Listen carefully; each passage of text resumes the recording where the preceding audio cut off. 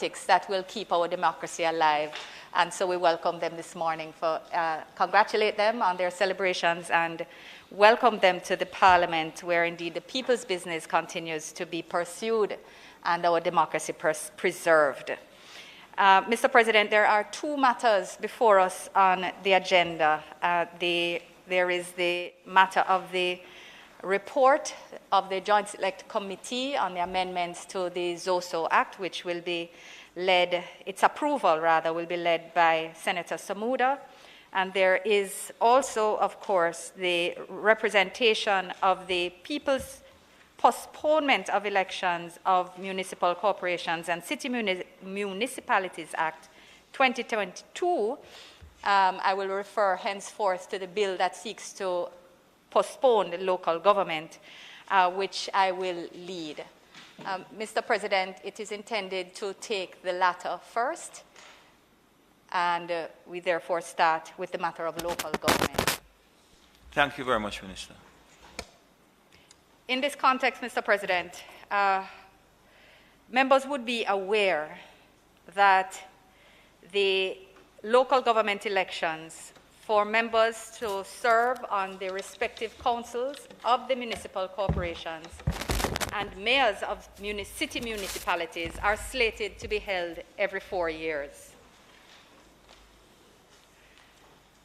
The local government election was last conducted on November 28, 2016, and had therefore been due by the 29th day of November 2020. The 8th schedule of the Representation of the People's Act provides for a period of extension of 90 days, which would have allowed for the next local government elections to be held no later than the end of February 2021. However, due to the serious and novel circumstances brought on by this protracted pandemic, the government had then considered that a postponement of only 90 days was not sufficient. By way of reminder, Mr. President, at that time, and that is around November 29, 2020, Jamaica had about 54 daily new infections. 70 persons were hospitalized, and we had a positivity rate of 8.3%. In hindsight, the numbers look comparatively small, but as we have all been going through the pandemic together, we are all quite clear on what the impact was then on our society and economy. Capacity was still being built locally for bed space within our hospitals, and vaccines were not yet approved or available globally. We might recall that at that time, the Alpha variant was the only one of significance, presence, and of concern globally. So thankfully, in light of the protracted and unpredictable nature of the pandemic, the government then sought and received parliamentary approval for a longer period of postponement, and more particularly for another year, which, but for this bill which is before us today, would expire on the 28th of this month. To further contextualize our circumstances, Mr. President, on January 23rd, when the bill before us was passed in that other place, Jamaica had 527 new daily positives and a 35.7% positivity rate. COVID hospital beds were at capacity. But let us look back just a bit. Throughout the period of postponement, Mr. President, Jamaica's state of affairs in relation to the pandemic has been closely monitored. Work has been done to build bed capacity and oxygen capacity, and it was over this period that vaccines became available and administration thereof started. It has indisputably been a challenging period for the country, for our people. The Ministry of Health and Wellness has shared a lot of information daily on infections, persons who have died, persons who have been hospitalized, recoveries, positivity rates, and other elements which are regularly reviewed in respect of the pandemic. And this is outside of our broader understanding that persons' mental health and well-being have been under strain due to the pressures of the pandemic and the constraints which it has imposed, as well as, of course, the undoubted economic impact. So not only is the Jamaican public largely aware of the circumstances as they have changed and evolved, but certainly the members of this honourable chamber must be aware of what our realities have been locally and indeed globally. It is critical to note that during this period of initial postponement, Jamaica, along with the rest of the world, has experienced the third and fourth waves of the pandemic. We are indeed still in our fourth. In July 2021, the contagious Delta and virulent Delta variant began to circulate widely and eventually became dominant. By the end of 2021, the highly mutated and even more contagious and transmissible Omicron variant was in circulation globally, and noting again that this had only been scientifically identified in late November 2021. So as a result, this year, Jamaica has seen record numbers of new daily infections. And by way of example, on January 15, the Ministry of Health and Wellness reported our record high of daily new infections at 1,968 new cases. The positivity rate during this fourth wave has also gone as high as close to 60%. And hospitals, of course, have had to restrict intake to only admittance of emergency cases. The government, through the Ministry of Local Government and Community Development and the Ministry of Health and Wellness, as lead agencies in consultation with public health professionals, the national election machinery, and other stakeholders, has considered all these and other matters with a view to determining whether it was prudent to proceed with an undertaking as massive as a local government election, and the decision was no. Mr. President, it is quite clear that over this past 2 weeks, our numbers of new infections have been going in the right direction. Even with a bit of fluctuation, they have been going in the right direction. And I cannot imagine that there is any member of this chamber who would not celebrate this as a positive development, which we hope will continue. In this context, we must commend the government for the measures that have remained in place as we have sought to balance lives and livelihoods, the limited nightly curfew, discretionary work from home as required for the particular circumstances, limits on gathering, mandatory mask wearing and sanitization, and of course, making vaccines widely available and encouraging their uptake. The measures are working cumulatively to bring our numbers down.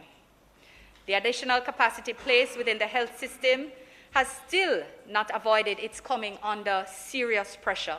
But we give thanks that the government and indeed the health authorities were able to make the requisite preparations so that what could have been much worse has been contained, and indeed our mortality rates are comparatively low.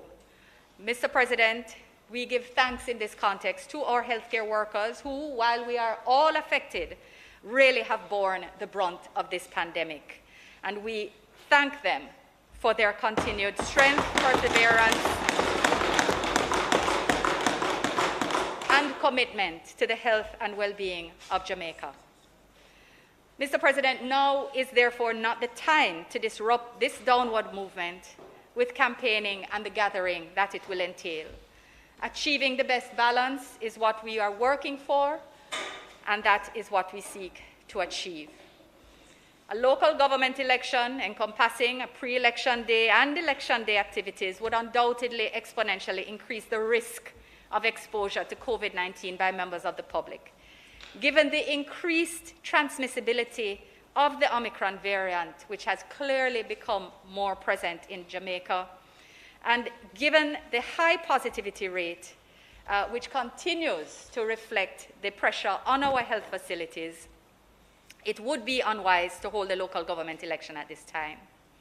It's important to recall that the positivity rate recommended by the WHO which is the threshold for identifying the pandemic as, quote unquote, under control in any particular environment, is 5%. So we always have to ensure that even as we're implementing our best local solutions and our best local balance, that we're guided by these principles, findings, and standards, and guided by the data available by established and authentic authorities globally. So when we postponed the first time, the rate was close to twice the threshold. So it was 8.7%, 3.7 above 5. But now it is between 4 to 6 times as high. I don't have the number for yesterday, but this week it has trended in the high 20s, close to 30. Mr. President, a local government election will also undoubtedly demand significant resources, which are better at this time spent on pandemic-related efforts.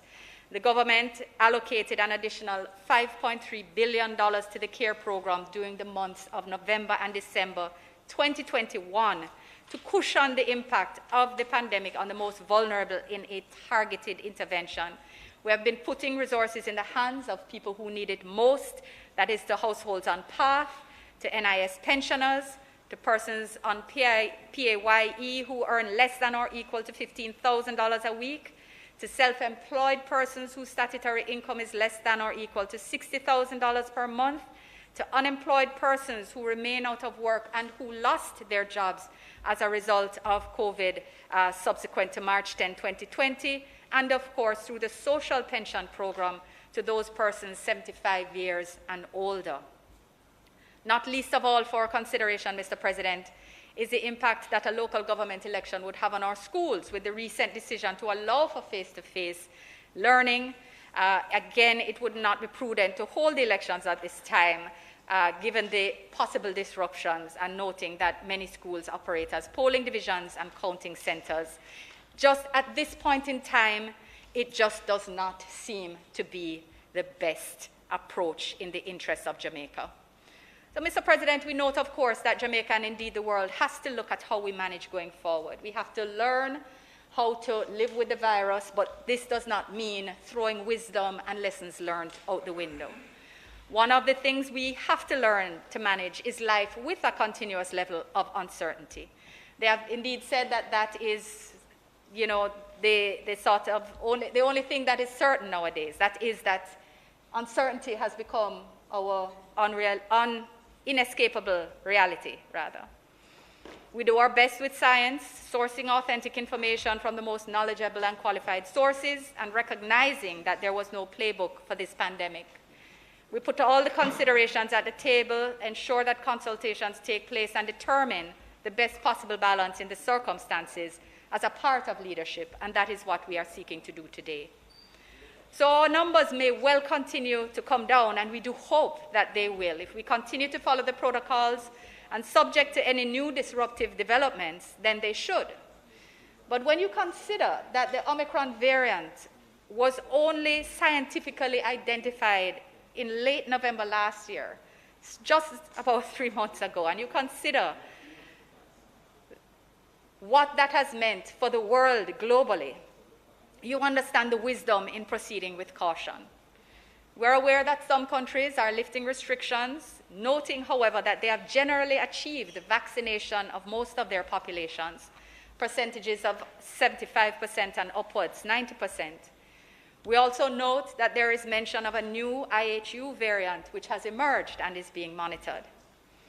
When you look back at this last 2 years of the pandemic, see how quickly things can change, and the current circumstances in which we find ourselves as a people, the stress persons are under, the economic challenges, even as we see positive signs, the need for caution cannot be lost on any well-thinking person.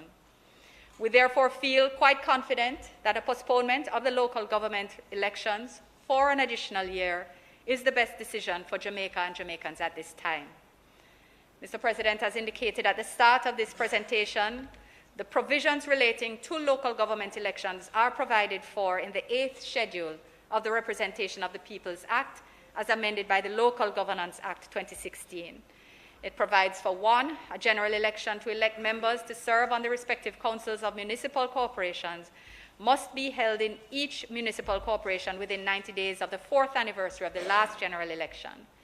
The general election of mayors of city municipalities must be in each city municipality within 90 days of the 4th anniversary of the last general election, and that these elections must be held on the same day. So the postponement of the local government general elections for an additional year, therefore requires the bill before us to amend this 8th schedule. So the bill before us, and I just do the very briefest of clause by clause.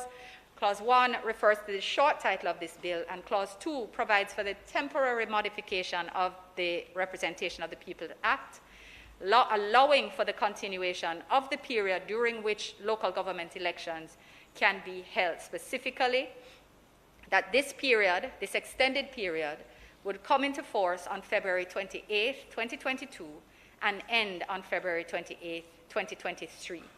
As was the case previously, this is facilitated by amending paragraph 4, subparagraph 7 of the 8th schedule of the ROPA.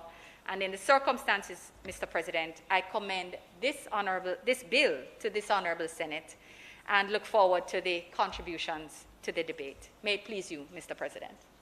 Thank you very much. Thank you very much, Minister.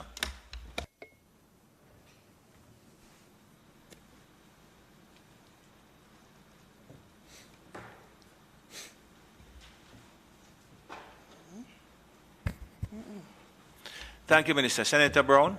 Thank you, President.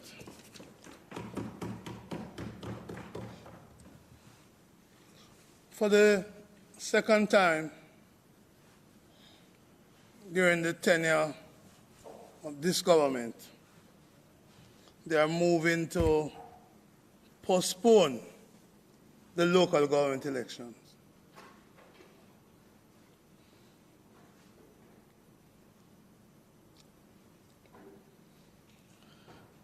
A postponement, this time like the first time, was on a temporary basis. But as those of us in the workplace know, temporary can become permanent. You're temporarily employed for 10 years, 20 years. So I'm cagey about putting too much store in the term temporary in the legislation. And I do this, President, against a background where, in opposition, the party that forms government now declare that they are for fixed election date. They promise the people of the country that within 100 days of becoming government, they would implement legislation to enshrine fixed election date. They were unhappy in the past when local government election was postponed and postponed and postponed. They were unhappy. They were unhappy when Prime Minister could call a general election at any time. So they came up with the great idea, Senator Webby, of a fixed election date. Hang their hat on the cross that they are for fixed election date. But then, when they become government, they're no longer for fixed election date. They call a general election within 4 years. They don't wait the 5 years the Constitution gave them, because they no longer believed in fixed election date. Once they had the pen in their hand, Damian, they could use the pen to set the election date whenever it suits them. As part of the agitation against constant postponement of local government elections, the then PNP government moved to change the law in respect to fixed election, in respect to local government election, to set a fixed period, not a fixed date, but a fixed period to bring some certainty to the tenure of parish councillors and councillors in the municipalities and to mayors. So an effort was made as a compromise to the cry of the JLP opposition to move at least the local government to a fixed period.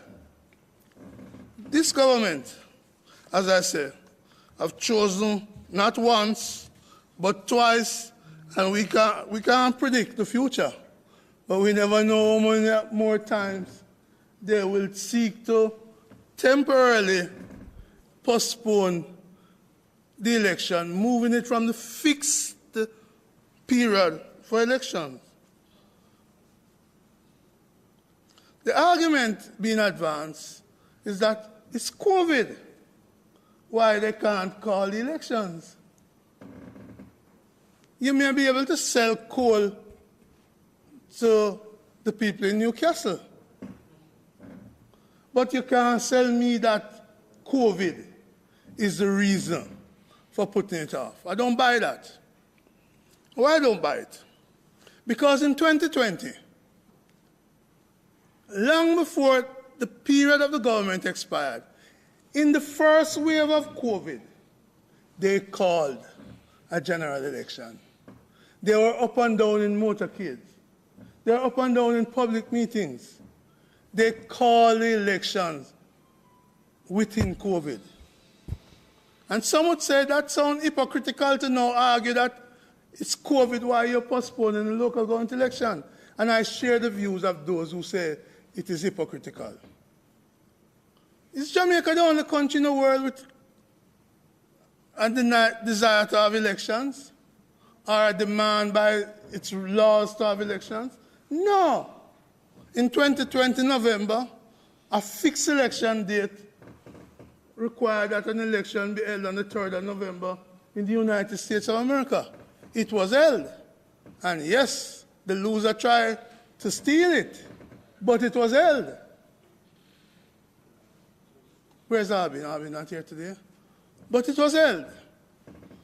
Just in January this year, our sister country Barbados, after the Omicron minister outbreak, called an election and retained the 30 seats that Prime Minister Mia Mottley was defending. Barbados called an election in the same period here. St. Lucia called an election. Trinidad called a local government election in the same period. So this idea that this COVID stopping election, in fact, when Barbados called their election, the data showed that around 9 countries had called the election during this COVID period. So COVID I don't buy. Face-to-face school would be damaged by 1 day of election. I don't buy that either. Because 1 day rain in St. Mary, lick out all schools, and the world don't come to an end. 1 day elections. Don't use face-to-face.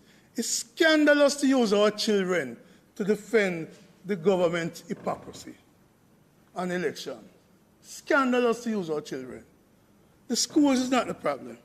And then, when they realize the school can't, that argument is not catching on, they say, oh, it's our 60th year of independence, our Diamond Jubilee, and so we don't want to create division in the Diamond Jubilee. When you hear so many excuses being advanced, you know that's not the real reason for the postponement. This is but an excuse being advanced. The reality, Mr. President, is that the wicket is sticky. The wicket is sticky. Not good for batting. Not good for batting. It's not a wise thing to go, it's not a wise thing to go bat when the price of chicken, when the price of chicken is going up. It's not a good time to go bat when the price of flour, but Barbados call election. St. Lucia call election. America call election. It is not a good time to bat when when the price of bread, flour, which will push bread, juke them with bulla price, juke them with bun price, juke them with biscuit price. And Mr. President, even the little man who doing fritters, the flour price going to go up. So you can't call the elections because the flour, the bulla, the bread, the bun, the chicken, the cement, it's a bad time to go to the wicket. And that's the real reason why this government is afraid to call elections. And somebody explained to me, President, they said they understand the trepidation of the government. They understand the fear of the government in not wanting to have a local government election. They said to me, in 1986, the government then had not 49 seats in the parliament. They had 60 seats. They appointed all the senators. 60 seats, not 49. And they called the local government elections. And they lost. And that led up to the 1989 general election, which was called almost when the time ran out for elections to be called. Because they don't believe in fixed-term election. They believe in expediency. And that local government election of 86, in understanding your trepidation, led to 18 years of the JLP being in the wilderness. So who would want to call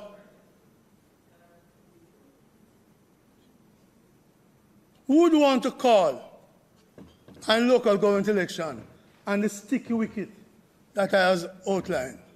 Who would want to call such an election? No, not this government. This government rather pick a fight with Chief Curry over sovereignty. This government knows that not only elections are being promised a temporary postponement, they know the people of Jamaica recall that they promised 5 in 4. And we need us to the 4, nor the 5. So the promises of this government for a 1-year postponement can't be taken seriously. Not when they promise 5 in 4 and fail to deliver.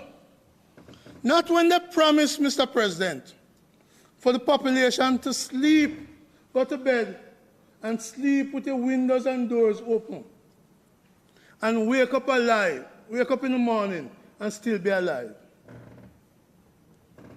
This government failure and crime is so bad that people are saying with 130 murders in the month of January, it's one of the highest in the last almost a decade for the month of January. So when it comes to fighting crime, the wicked sticky, this government has failed, and therefore they can't call the local government election when due. When it comes to prosperity that they promise the people, it is poverty people are seeing. Poverty. Don't tell me about unemployment when we know the reason for that is more people are outside the labor force. And if you have any doubt about that, depending on where you live, your gate get knocked. People begging for little food regularly. So it's poverty, not prosperity, that they have delivered. So they can't call the local government election because poverty has replaced the hope and the dream of prosperity. This government promised to fix the bank fees in 2018. To fix the bank fees when Fitzjackson bill was debated. They said we'll fix it by June 2018. And last week I was told, don't talk about the bank fees. You will have another time to talk about it. I know. And you're afraid to call the local government because you never fix the bank fees. Sticky wicket. Sticky wicket. Sticky wicket. And so, Mr. President, I could go through, but the other who will speak to show how sticky this wicket is. This is such a sticky wicket for the government that they conjure COVID, but COVID wasn't a stopper in 2020. COVID wasn't a stopper along the way.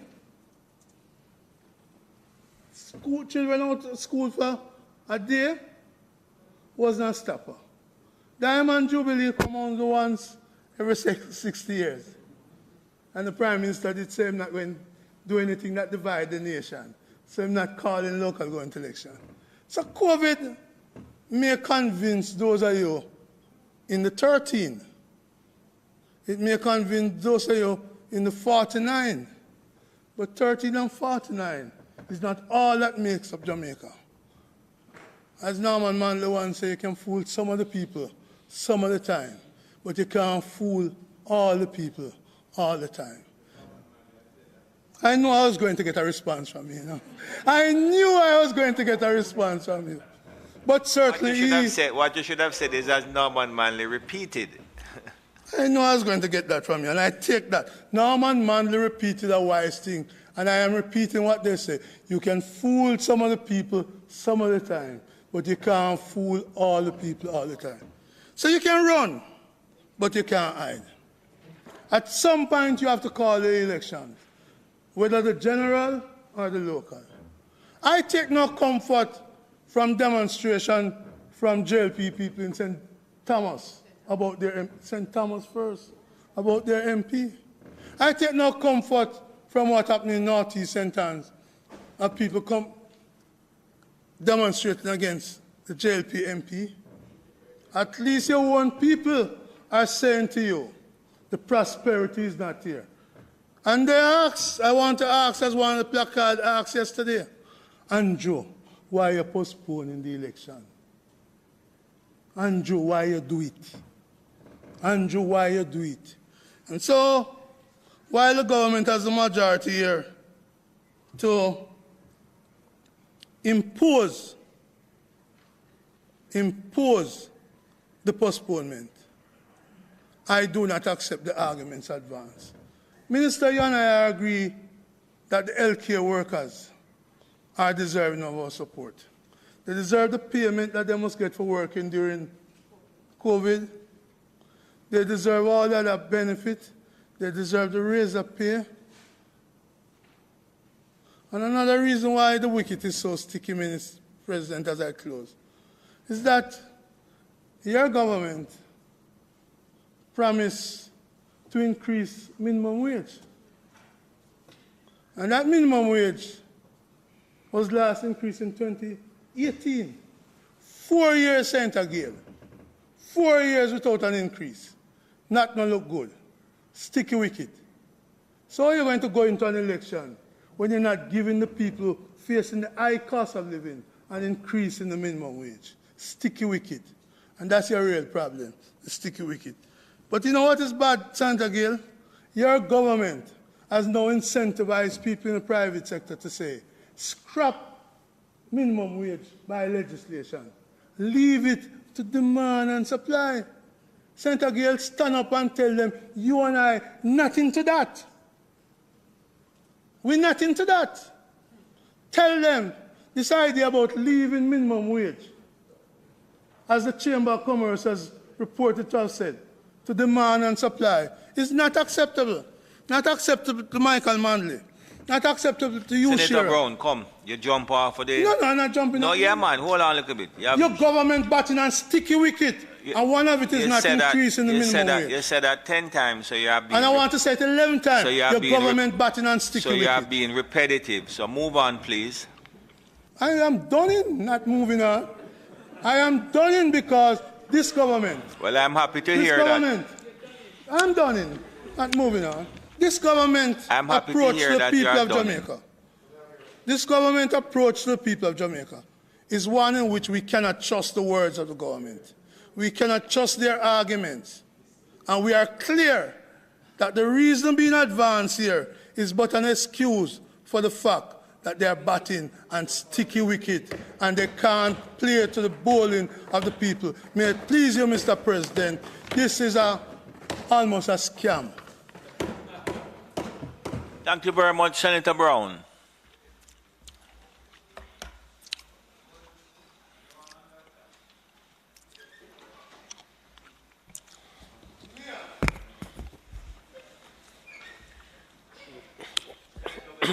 Senator Williams. Morning, Mr. President.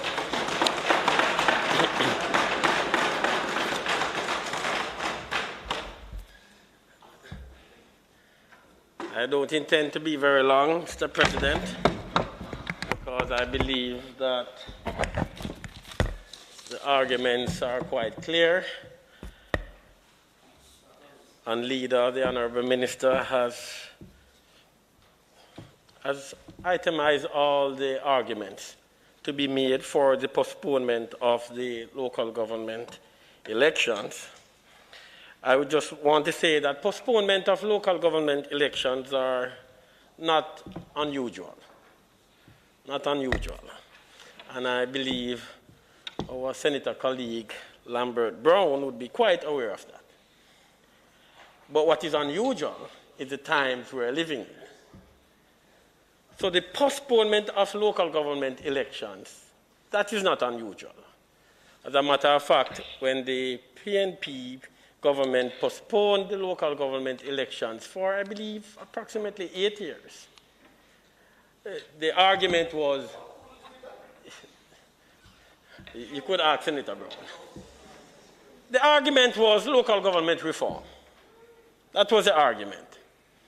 You could go and check. The argument was we are postponing because we are going through a period of local government reform and we want to finish the reform process before we have local government elections.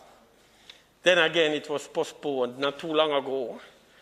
And the argument was, I would put it in my words, we wanted to fuel the pipeline.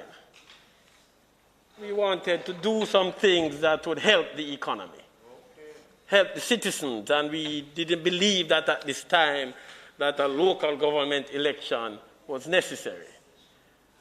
So the point is we have had postponement of local government elections.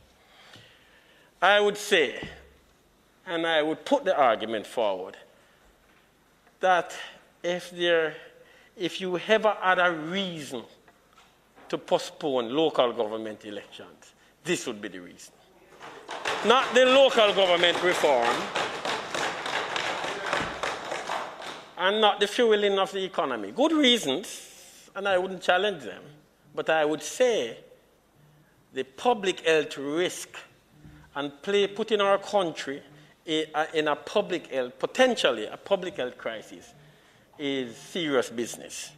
And to postpone an election for this purpose is quite appropriate and responsible. You refer to November 2020.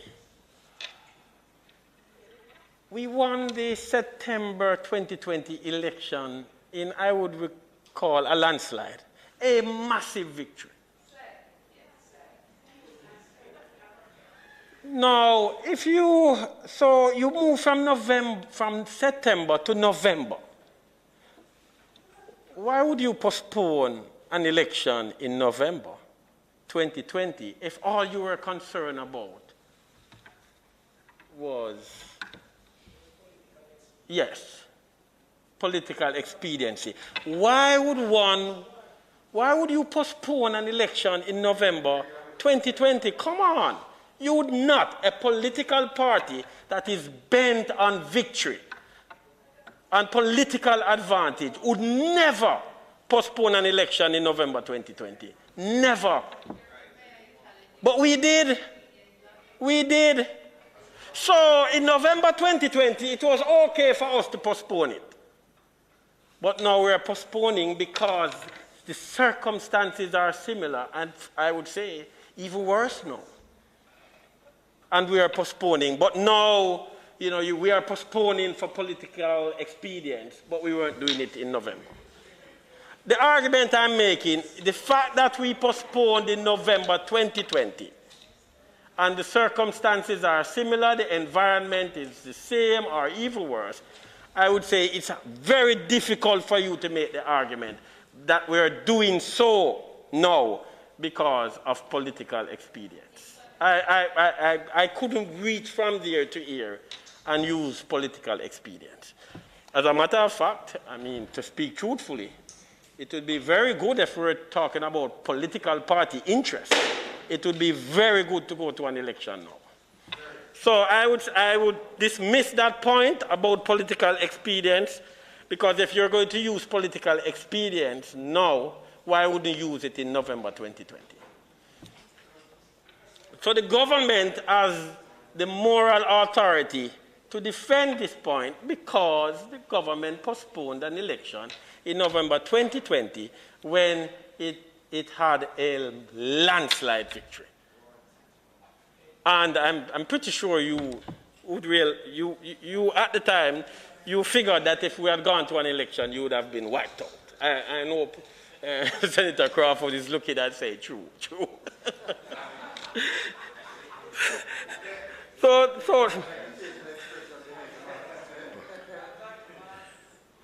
the other point I want to make, because there are some points that I would have made, but I believe that the leader has gone through that properly, and I think it's very clear. But the other point I want to make is that the municipalities are the local boards of health. Don't forget that. It would be difficult for the local boards of health to be taking a decision that would put the public at risk, that would create a public health risk, and potentially put the country in a public health crisis. I don't see how the local board of health could do that.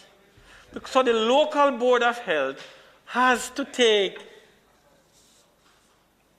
the public health seriously. And we all know, having an election now, there are many risks to an election, public health risk. And so it is, I would say, quite responsible and quite appropriate to postpone the local government elections. The other point I would want to make is, just look at what is happening. Our children, families and children,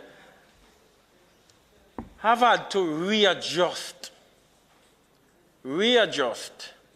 and get themselves in almost a new rhythm of learning.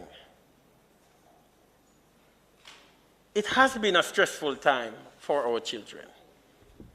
And they are still going through the stress of readjusting in terms of the method of learning.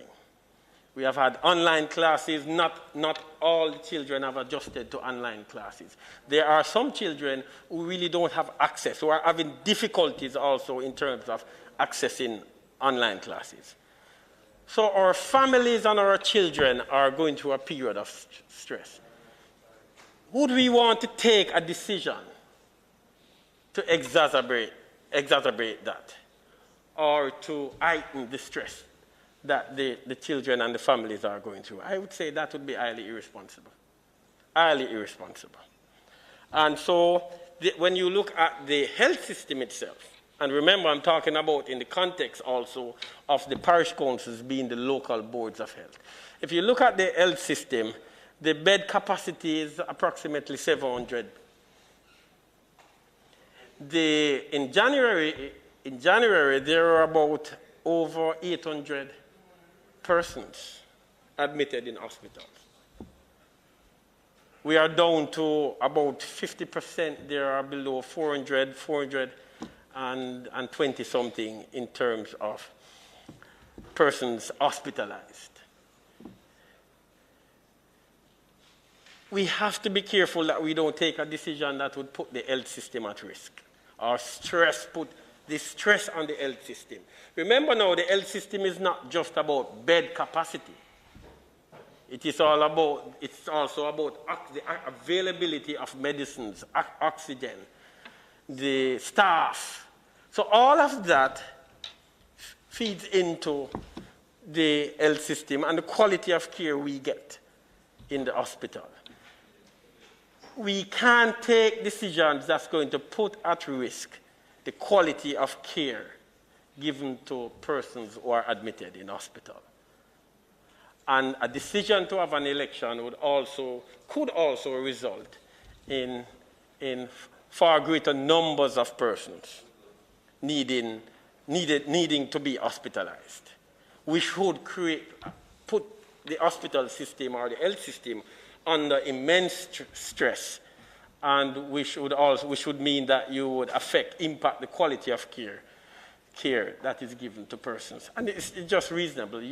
If you don't have the adequate staff in place, adequate medicines, to deal with greater numbers of persons being admitted in the hospital system, then the quality of care is going to be affected. So I would say a decision to have an election at this time would also result, or could possibly result in that. I would say would result in that. The Barbados case was mentioned as a case. But remember, the vaccination rate in Barbados is about 51%. What the vaccination rate in Jamaica is like, 21%? So there's a big difference there. There is also, don't forget that there was a spike in Barbados also after the elections. So there was a spike. I believe it moved from 68 to about 699 cases per day. So the Barbados case that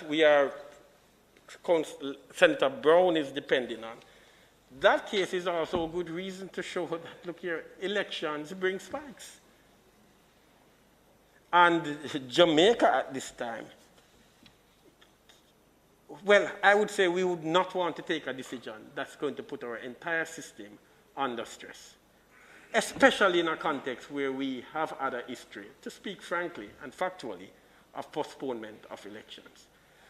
And my argument is the postponement of local government elections would be highly responsible and the appropriate thing to do in the context of public health risk. I would want to finish by encouraging the vaccination drive. I would want to finish by encouraging that. And I just want, so if we look at the number hospitalized, the latest numbers I saw in terms of the vaccination status of persons hospitalized, roughly 87% of the persons who are hospitalized are unvaccinated. About 2% or thereabout are fully vaccinated, and about 11% partially vaccinated. So if you look at just this figure alone, it would suggest that you would want to vaccinate your population. You would want to. So I take this opportunity to use this platform to encourage the vaccination drive, because the vaccination drive, if we're looking at the figures, vaccinations do matter. I would also want to say the figure is about similar in terms of vaccination status from deaths from COVID-related deaths. There it is about 98% unvaccinated. And so I would use this platform to encourage the government to continue the vaccination drives. And because that would also help us in terms of the decisions we take and how soon we return to as normal as we can get. With that, I say that I think the arguments are quite clear.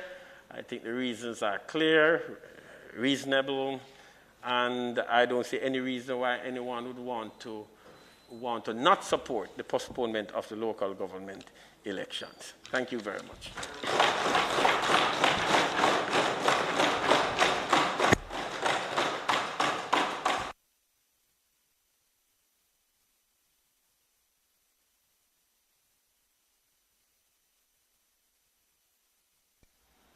Senator Crawford, you want the Yes, sir. lectern? Just fix it up for me, sir. Senator, thank you, Senator Williams. Yes, yes. You want the lectern? Yes, please, sir. Hide my belly from the TV. Support, some support. Yes, prosperity. It's reaching. Thank you very much, Senator Crawford. Thank you. I need a protection, Mr. President.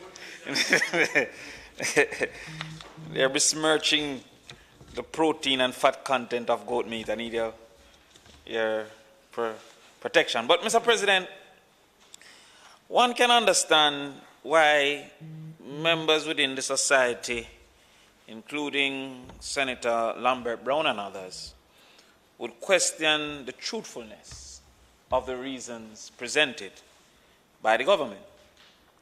Before I delve further into it, I'd like to welcome them onto the side of what was called well-thinking Jamaicans. Because there was a time, coming into August of 2020, that persons like myself were in the wilderness crying that no election should be called.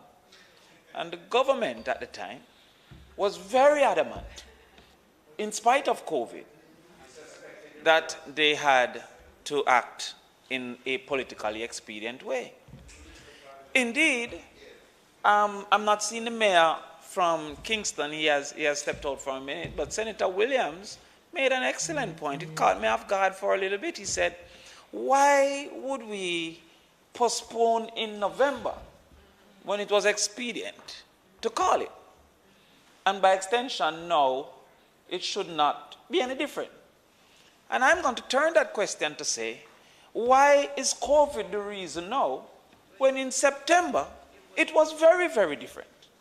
Because all the realities that were outlined for today were realities that existed, and in many cases, to higher levels, greater uncertainty in 2020. And so what we are faced with is that the government has not participated in the habit of truth. And because they have not participated in the habit of truth, then all their statements are by extension questioned. I can't look at you when I'm saying these things. But the government has not participated in the habit of truth. Let's look at some very simple example. Most recently, the government, in an effort to be politically expedient, has tried to convince themselves and the public that the opposition is in somehow cahoots and support of criminal activity by not supporting the state of emergency. I put it to you that there's no member of the government side who knows anything about any member of the opposition side that truly believes that. Yet you continue, because you perceive that there's political benefit, to repeat it, in spite of the statements that were made. So much so that the Prime Minister indicated it in a church, when the Prime Minister knows that there can be no true reason and no true basis of that statement. Another example of the government not being in the habit of truth is that was stated just here today. The leader of government business suggested that government actions have contributed greatly to the reductions in COVID. But Senator Brown, as a man of science yourself, if no new intervention was created when the spike started, how can the intervention be suggested to be the reason when the spike is abated? The same rules of curfew were there when the spike started. The same rules of mask were there when the spike started. The same rules of the social distancing were there when the spike started. In fact, there has been a reversal of something. A reversal. Children are now going to school. So therefore, when you don't participate in the habit of truth, all your statements will be questioned. And so when Senator Williams suggests that the local government has a duty of care, is that duty of care greater than the Prime Minister's duty of care to ensure that he does not take steps that expose the public to greater threats under COVID-19? Because the Prime Minister in 2020 had total responsibility. And I would suggest ultimate duty. In fact, the Prime Minister suggests that he has ultimate duty for the protection of the people, both under the Constitution and under the law. Only he alone, he has stated. I'll give you another example where they do not practice in the habit of truth. And Senator Williams spoke to it. He said that we should get vaccinated. And I'm in agreement, no question there. But the Prime Minister said that the vaccination tour is effective. Now, when you look on with all knowledge and facts that it is not effective, I'm not saying that he shouldn't tour. He can tour if he wants to tour. But effectiveness is simply yay or nay. With the numbers quoted by Senator Williams, the numbers known by the entire society, it has not been effective. But out of experience, out of not participating in the habit of truth, I am exposing your habit of lies. I am exposing your habit of lies. I hear the good senator suggest that there was a spike in Barbados after the election, but we don't have to go far because there was a spike in Jamaica as well after the election. So why we jump on plane and gone all over the place? There was a spike in Jamaica, but at that time, it wasn't blamed on the election. It was blamed on dancehall. It was blamed on indisciplined community, citizens not doing what they were supposed to do, and the election was of no moment. And vaccination was, well, we never ever had vaccines, much less vaccination. It was 0.00%. The last gas I remember is a gas riot led by that party. You're in a habit of lies. The last gas is a gas riot. All I'm saying is that I have been consistent and constant, as is the truth. In August 2020, my opinions were the same.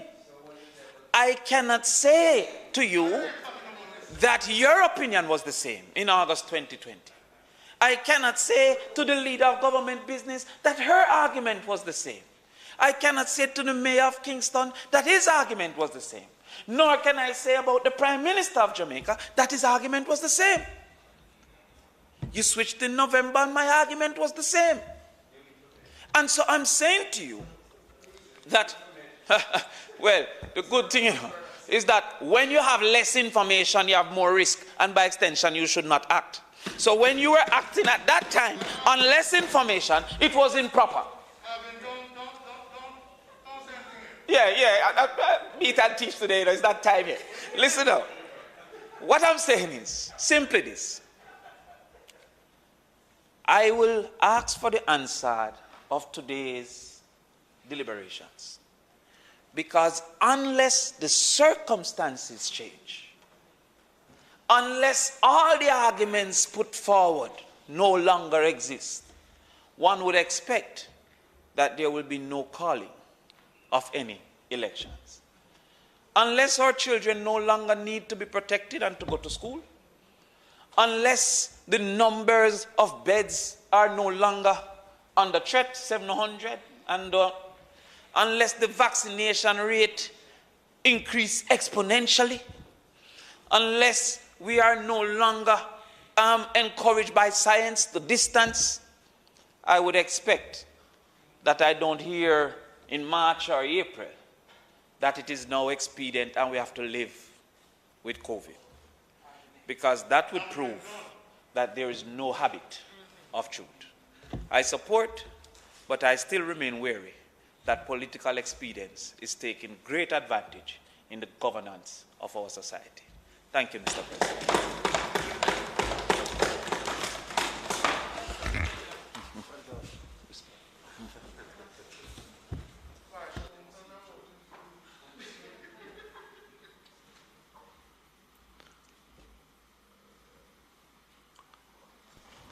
Thank you very much, Senator Crawford.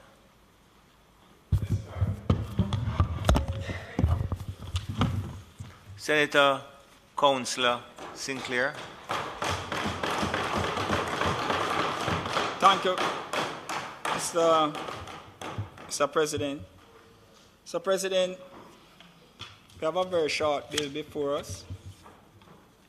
And, you know, when I saw it, I was of the view that we would not have heard so much commentary from the across the aisle that would have put all the spins that Senator Brown has put to this debate. And that it would have been one that would have had a very short debate, commentary on, but obviously that is not the case. But, you know, the comments made by Senator Brown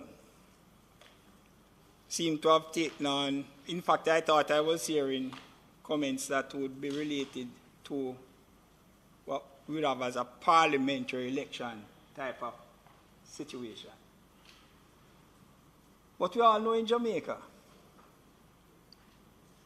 when you have local government elections, people don't tend to vote on those issues. They vote on local issues. Primarily they do. In fact, you will ask persons who vote in a local government election, they tell you that they are die-hard PNP or JLP, but because of what is happening locally, within their local, that they will vote the other way. Local issues. And you know, when you look on the administration of the local authorities across Jamaica, primarily which are under the leadership, stewardship of persons from the Jamaica Labour Party, we have not had issues that would impact persons wanting to vote against them. But you go over into Manchester, and we have a $400 million scandal. You would want to get rid of that leadership. You go into Hanover, where the Integrity Commission has had to intervene, and in fact, persons had to leave office. You would want to remove that stewardship. And in Westmoreland, you know, just last week, where the Honorable Minister of Local Government, Desmond Mackenzie, who is providing support to the Municipal Corporation under the stewardship of the People's National Party, in respect to improving a market for the benefit of the people in Westmoreland. But the mayor and a former member of parliament from that side would have made arrangements in respect to the same use of land that was to develop the market. Scandalous type of activities that affect the local issues. You wouldn't want that leadership to be there. We hear the comment about it being politically expedient. I think our mayor has addressed that. But you know, Mr. President, I have heard whispers to say that if you don't want to have a tumultuous September or a September to remember, then I thought you would have supported the bill without much debate. Senator Brown. Because what would have occurred if the elections were held in November of 2020, I guarantee you that if it were held even today, then you would have not just 4 municipalities, but you'd have none. If it were held in 2020, you would have had none. When you look on how the vote turned out in September of 2020. And as I said, if you had it today, September would be a September to remember. Well, they know what happens in September. Mr. President,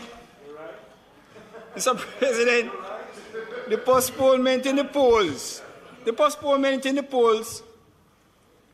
obviously is something that is regretted. The Honourable Minister Desmond McKenzie has said so.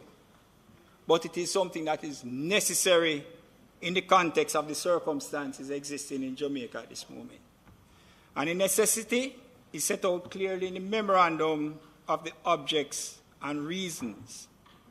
And they are therefore all to see. The postponement is necessary due to the impact of the coronavirus 2019 on the Jamaican society and the economy, and increased risk of exposure by the Jamaican electorate to the coronavirus 19. Mr. President, Jamaica is currently experiencing a 4th wave of the pandemic, and the rates of infections have increased in recent times, especially the arrival to our shores of the Omicron variant of the virus. And we have seen where the positivity rate has gone up from what it was even when I made my contribution to the State of the Nation recently. It has gone up, sometimes getting to as high as 60%. And we know that infections come with increased hospitalizations and deaths. And we have also seen an increase in those areas. So, Mr. President, to proceed into an election with the possibility of persons moving around and interfacing and intermingling with others would likely see an explosion of cases exceeding our capacity to manage. In the circumstance and having reference to our recent history, where there were a high number of cases and deaths and breaches in the bed capacity and ability to provide needed health care, including oxygen, it is my opinion that this administration has taken the responsible position and have put this bill for the postponement of the elections. Mr. President, the focus of the government, the people, and the resources should be on the recovery effort. And this administration must be applauded for the manner in which it continues to handle the affairs of the country through these trying times. And Mr. President, when you look at it from a macro scale, our international credit rating has remained positive. That was spoken about extensively during the State of the Nation. Senator Webby, in his closing, made significant reference to that. The stock market, Mr. President, continues to perform creditably, and the gross international reserves remain healthy. So, Mr. President, Jamaicans are, pardon me? Jamaicans are feeling confident. 1 minute. Yes, sir. Senators Bunting and Brown are asking what No, is they the have 1 not. minute. 1 minute, please. Senator Brown and Bunting are asking about the relevance. I can explain. He's discussing the wicket. That sounds like a googly. But you know, Yes, but and the wicket is good, so it obviously is not political expediency. You know, so unemployment, Mr. President, continues in a downward trajectory. Job opportunities are increasing. So, in respect to speaking about political expediency, I cannot accept the argument put forward by Senator Brown. And what really is a concern is about the health of the nation, the health of the people of this country. And when you look in other countries, countries that have greater capacity than Jamaica, they have also postponed local elections. Elections for local councils have been postponed. Local authority mayors, metro mayors, and even the local officials postponed in the United Kingdom, right across the United Kingdom. Elections have been postponed locally because of the coronavirus situation that exists. They have postponed them to May of 2022, and they say that it is still under review. And what they have the potential to do, which we don't, and I heard Senator Brown make reference to even the elections being held in the United States during a period of coronavirus, is that they are able to have a lot of votes going in by post. We don't have that ability in respect to votes by post. So they can reduce the possibility, and I believe in the United States it was the highest amount of votes that went in by post in the circumstances that existed there. As I said, we do not have that opportunity in order to do improvements. Mr. President, as we got this bill to look at and today to debate it, I recall that this administration had brought a bill to this Parliament regarding the holding of local government elections and parliamentary elections at the same time. And in fact, it was a situation which arose out of a recommendation made in 2015 by the Electoral Commission of Jamaica, when they recommended, at that time, legislative changes to facilitate the possibility to hold local government and parliamentary elections on the same day. Mr. President, I am aware that some persons were of the view that that should have happened from 2020, and I suppose if it did, we would not be having this debate today. And as I said, that election in September of 2020 has caused the adjustment in this chamber, so that you have 2 rows over there, and you have 1, 2, 3, 4, 5, 6 rows on this side. So you would know what would have happened if both were held at the same time. So, President, that proposal is one that speaks to a cost-saving measure.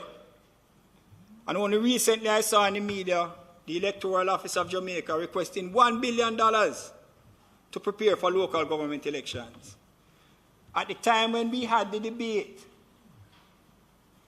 the cost was somewhere in the region of $750 million per election, whether it is parliamentary or local government. So in a small space of time, a short space of time, we have seen an increase in respect to the cost of elections by over $250 million. So, President, I do not sit on the executive. And so the comment that I make is my personal view, my personal opinion. And I stand to be heavily criticized for it. But I want to put on the table that we should focus, as I said earlier, on the recovery effort. We should focus to ensure that we do not put the health of the Jamaican citizens at risk. And if it needs be that we have to have a postponement and have local and general elections at the same time, at some time in the future, then it is something that we have to look at in a serious way. We must have mature and objective discussions with the opposition in arriving at a position which is best in the context of this pandemic. Mr. President, I feel sure that the Jamaican public would support a postponement to facilitate, at the appropriate time, a 2-in-1 election, whether it is 2 years down the road or 3 years down the road, whilst the resources be spent in overcoming the ravages of the pandemic and providing a better quality of life for the vulnerable, particularly the children who need tablets, the aged, and the disabled. Mr. President, it is my view that moving to a 2-in-1 election will spur greater voter participation and will reflect better on our democracy. Whilst I say that, I'm aware that there may be concerns that there are some divisions without local government representatives at this time, arising from deaths. In one case of which I am aware, election victory, causing the movement of the councillor to a member of parliament. And in the case of at least 2 of them in St. James, they walked off the job and abandoned the people. Yes. No, I did not cause a breach of the local governance rules. They walked off the job by failing to attend the required amount of meetings that is stipulated in the Local Governance Act, which was passed under the administration of the People's National Party. And the People's National Party local government representatives, as far as I am concerned, abandoned their position. Mr. President, in respect to those, I would encourage the chairmen, mayors of those municipalities to ensure that the PDCs, the CBOs, are strengthened and that they can represent the voice of the people until such elections are held. Mr. President, gone are the days when only the political representative can be the voice of the people. There are structures that are spoken about in the Local Governance Act that needs to be strengthened and improved in order for them to provide a voice for the people. Mr. President, in closing,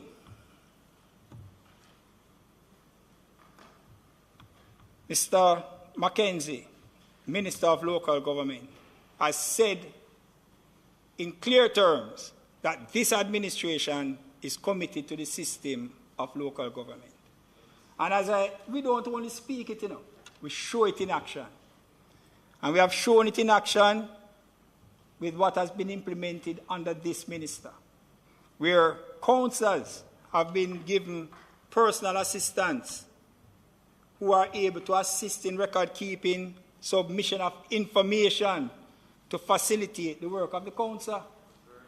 The Minister of Local Government, Desmond Mackenzie, has done that. Commitment to the local government system. Mr. President, the Building Act, which allows for the municipal corporations to carry out their mandate as a local planning authority, was passed by this administration. We are committed to the local government system. The streetlight bill, which was left unattended under a previous administration of over $7 billion, was cleared by this administration. What that does, it facilitates councillors, the municipal corporations, to speak in a strong voice to the Jamaica Public Service to ensure that where repairs are to be done, repairs are done. That shows a commitment, Mr. President, to the system of local government. This administration is of that view. This administration has improved the facilities in parishes, in locations that are dominated by the People's National Party representatives. In Westmoreland, they now have a new municipal building, far improved from the broken down type of structure that was left there.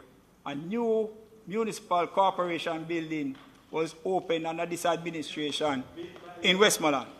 Similarly, in Portmore, municipal corporation now has a new building. So when you look at what has been done by this administration, it is not only about talk. We are committed. And so the comments that I have heard from Senator Brown that would want to give the impression that this administration is not committed to the system of local government is not accurate. The comments about sticky wicket has no foundation.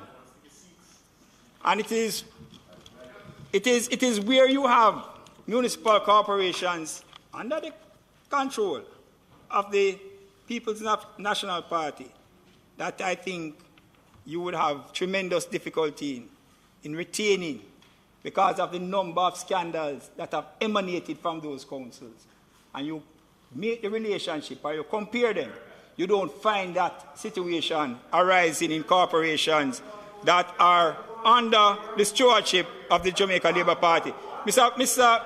President, I support this bill for all the reasons that are stated and for more. And in respect to the holding of local government elections, I would say also stand firmly behind this.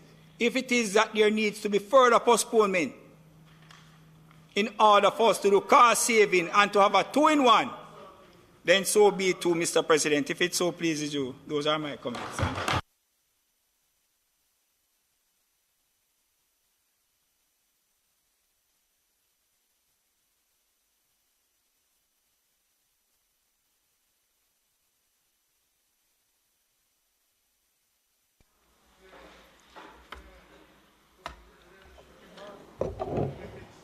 Thank you very much, Senator Sinclair. Senator Scott Motley. Thank you, Mr. President. I have to commend my colleague, Government Senator, on what he has demonstrated as obvious preparedness for the local government election. That was indeed a very powerful political presentation. In fact, as he spoke, I had to revisit the Memorandum of Objects and Reasons, because what I was hearing was that perhaps the postponement was about having 2 elections in one. And I had to look at it again to remind myself that what we were speaking about was the impact of SARS-CoV-2, called coronavirus COVID-19, on the Jamaican society and economy, and the increased risk of exposure by the Jamaican electorate to COVID.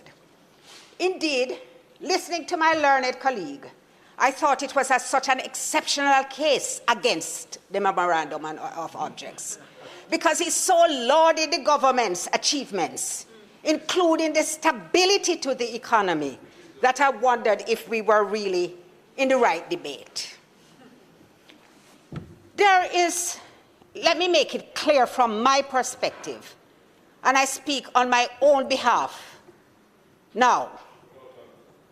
I have no objection to the postponement of the local government elections, but I do have an objection to how the argument is being posed. I recall very clearly how it was that a sense of great panic was created when we had the first case of SARS-CoV-19 in Jamaica. I recall that even in my own office, we responded to the government, established work-from-home rules, closed the office to protect the public, to protect the clients. Schools were closed.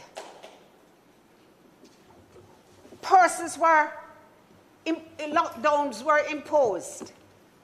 Requirements still on the DRMA were put into place to prevent people from just being able to come into the island.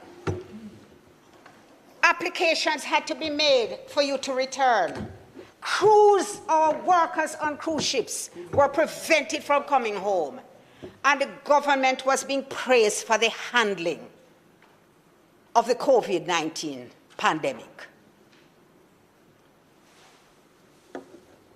The government chose to call a general election in the midst of all that, with 1 year constitutionally left to go, and another 3 months if so required. There was nobody who could prevail on them that in the interest of protecting the people of Jamaica and the public, they should not hold that general election. And what Senator Delroy Williams has said about November 2020, you could have gone ahead. You could have gone ahead. Oh, yes, you could have gone ahead. The consequences might have been grave if you had gone ahead. But the question I am now asking is, how can you have done that then and now in this environment say that you're attempting to protect the public? Because indeed, in August 2020, we had no vaccines available. There was no protection which was being afforded to the public. There were motorcades all over the island, gatherings in celebration of the persons who held political prominence in our country. And if that was not irresponsible, I don't know what was. But suddenly now, Senator Sinclair, this government has become so concerned about people and so caring and so protective of public health. And let me tell you, in the circumstances, it's in circumstances where we have increased the hours that people can be, how do I put it? So curfew now is from 10 o'clock to 5 o'clock, moving from 6 to 8, then 8 to 10. There are no more lockdown days. You know, the lockdown days that most of us obliged and stayed in our house, even if we were political persons exempt, we decided we were going to set an example. We stay home, so nobody can say that them see us on the road. Except at our hotel. We had restrictions on gatherings. A minimum amount, I think it was 15 people who could attend a wedding. Now it can go up to 100. We still have the restrictions on funerals, which I don't understand. It's not logical to me. But I realize that there's very little which is logical about this situation. Because even with, you can go to Caymanas Park as you like. There's been no restriction imposed on that. But not even vaccinated people are allowed to go to a football match. The little Premier League football match where the poor people, the poor young men and women who we are trying to help, and those alienated youths, because I don't like the word unattached, those alienated youths, alienated by the society, who get a chance to go and play some ball and make them name through football, them can't get a chance to play to an audience. It don't make any sense. It does not make any sense what the government does. And now suddenly, in a situation where persons can move freely around, in a situation where the Prime Minister has made it absolutely clear, argument done manner, we are not going to have any lockdowns in Jamaica. In other words, we are going to live with COVID. And a lot of us have recognized that we are going to live with COVID. And because we are going to live with COVID, we have started back face-to-face for our children. That's part of what we have done to make the appropriate adjustments. we have said that the government has said that the work from home rule for persons 60 and over no longer applies. So in this context, what we have seen is an easing of all the restrictions. There are many people who are anticipating that when these restrictions, these DRMA orders come to an end February 10th, we are going to see even more freeing up. Do I personally think it's a good thing? Yes, I do. I am not critical of the government for freeing it, for easing the restrictions. I don't think that they have really served a very useful purpose. I believe that the social distancing, the wearing of the mask, the sanitizing of the hands has done more for us than sending us home at 9 o'clock. Because the people who go home at 9 o'clock are the people obeying the rules. And the people who are still on the road at 1 o'clock, they don't wear any masks. So you're creating, it's almost like you're not really examining the true situation which is existing. So I agree. I agree with the Prime Minister's argument done. No more lockdowns. And that is why I am battling with the justification which is being proffered for the year postponement, what is called the temporary, to temporarily modify the representation of the People's Act in order to postpone the holding of the election. Because it doesn't fit in with what the government is saying. So you're sending such mixed signals. On the one hand, you're saying, no lockdown, open up, get used to it, go back to school, we're going to function. And on the other hand, you're bringing a bill here that says, no, we're so worried about the people, we can't have elections. This is in the context, of 37% of the people voting in the general election. And Senator Sinclair, a notorious fact that the voting pattern in local government elections is lower. A notorious fact.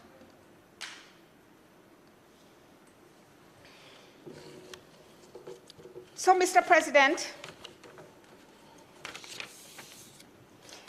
maybe Senator Sinclair has indicated what is the real intention. Maybe Senator Sinclair has indicated what is the real intention. Because, are you finished? Okay, so let make the point and then I will resume. Okay, thank you. So, maybe there is an idea of having two elections in one. And elections are costly things. Certainly, it appears that the government is supremely confident that should they go to an election now, they'll win everything. There is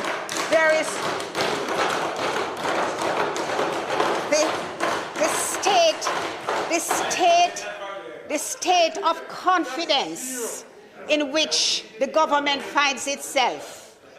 The state of confidence in which the government finds itself can only be thwarted by the electorate. And one thing I can tell you, electorates are remarkably unpredictable. Sometimes they vote people in, and sometimes they vote people out. They have two reasons for going to the poll. Their dissatisfaction with who is in to vote them out, or in other circumstances because they wish a change. The two of them can happen. And I have learned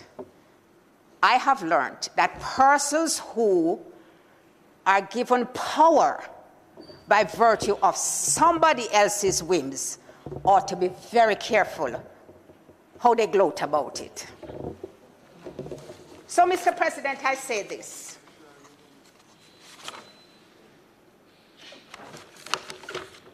Before I close, Mr. President, may I commend the Minister of Health in commissioning all those field hospitals and increasing the capacity of beds which we have.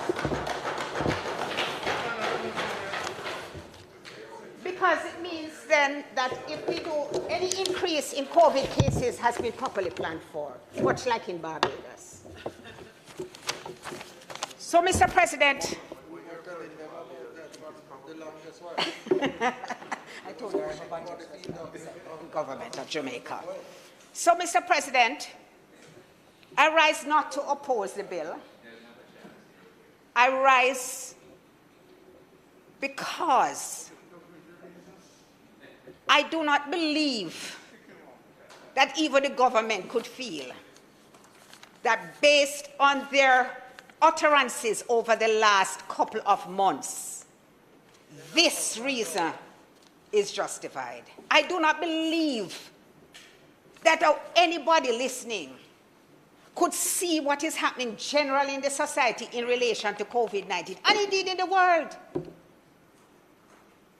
with all the changes which have been made. Some people, you don't have to get vaccinated to come in the country anymore. You don't have to get tested to come into the country anymore. And the world generally, I'm not saying absolutely, but the world generally has taken a shift because we recognize that this is not going anywhere. And we have to live with it. If you have COVID and you're not far enough, you can play football and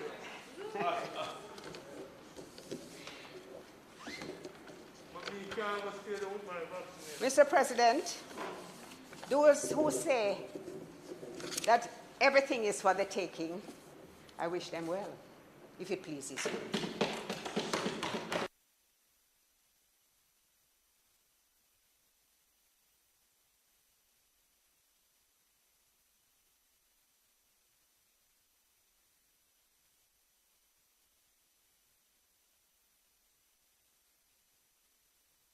Thank you, Senator Scott Motley. Senator Campbell Rodriguez.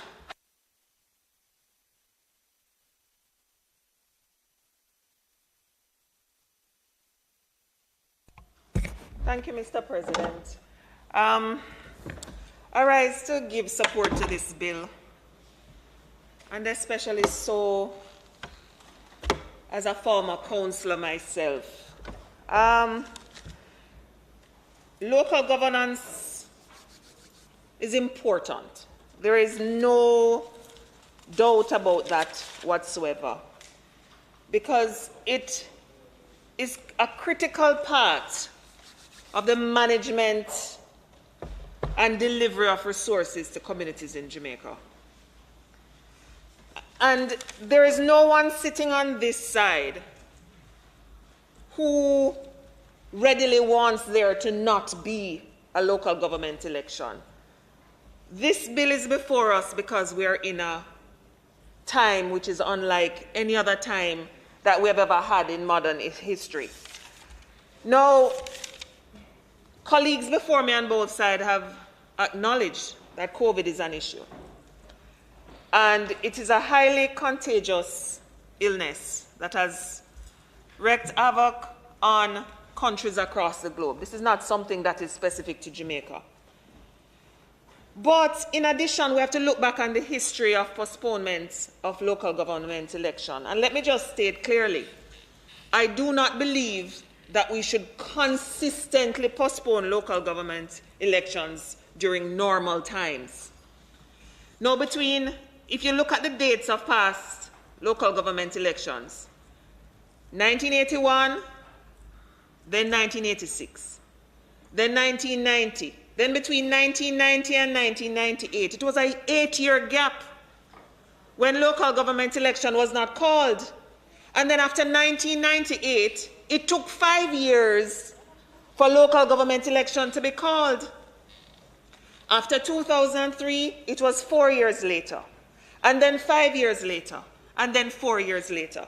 And now we find ourselves in the middle of a pandemic.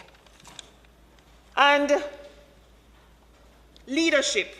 When I was doing my master's, one of the things we placed a lot of emphasis on was leadership. And leadership requires not just intelligence or strength of character, but also specifically emotional intelligence. And what it means is, sometimes, as the head of Edifocal often posts on Twitter, he says, ignore the noise, focus, and execute. And that is what this government has been forced to do when there is an opposition that just simply opposes for the sake of opposing. Now, we're seeing a light at the end of the tunnel with the fall in the numbers across several categories related to COVID. Deaths are down, hospitalization numbers, positivity rate, etc. Why would a responsible government do anything at this point to threaten this? Why would we? For Jamaicans, for the people in Jamaica who participate in elections, it is almost like a festival. We love it. And this could be a petri dish for COVID to be on the rise again. Now, two members who spoke from the other side referenced Barbados. We must remember that unlike Barbados that called their election in the middle of Omicron, their vaccine rate is much higher than ours. Much higher than ours. It's over 50%. And as such, absolutely does. And you know what matters too? When you have to face several leaders over a short time because the other leader just beat and teach you right, left, and center. So yes, leadership matters. So Barbados has a rate of over 50%. You can't compare a country that has a higher vaccine rate to one that has a lower vaccine rate as to why you can call an election during a variant such as Omicron. Now, St. Lucia was also raised as a country in the region that called an election during this. But guess what? It didn't call it during a variant that was as highly contagious as Omicron is. And that does make a difference. But remember, we're talking about the fact that leadership has to ignore the noise, focus, and execute. Now, I just briefly want to, Senator Crawford, you're correct. You have been consistent. Up until that moment, you have always been consistent. And I want to read from the Hansard the last time in November 27, 2020. I'm going to read what you said. Mr. President, with all fairness, and I have been consistent. And you see, that is what I learned as a child. My father used to tell me the truth is constant and consistent. The truth can't change. I was in the wilderness as one of the very few politicians who constantly said no election should be called, publicly and openly. I said no election should be called because the activities of an election were likely to contribute to everything opposite to that which has been proposed by the Ministry of Health. The question is, why are you not listening to your father today? Why are you not being consistent and saying no election should be called in the middle of the pandemic? Why have you deviated from your father's guidance today? No, in that same sitting of the Senate,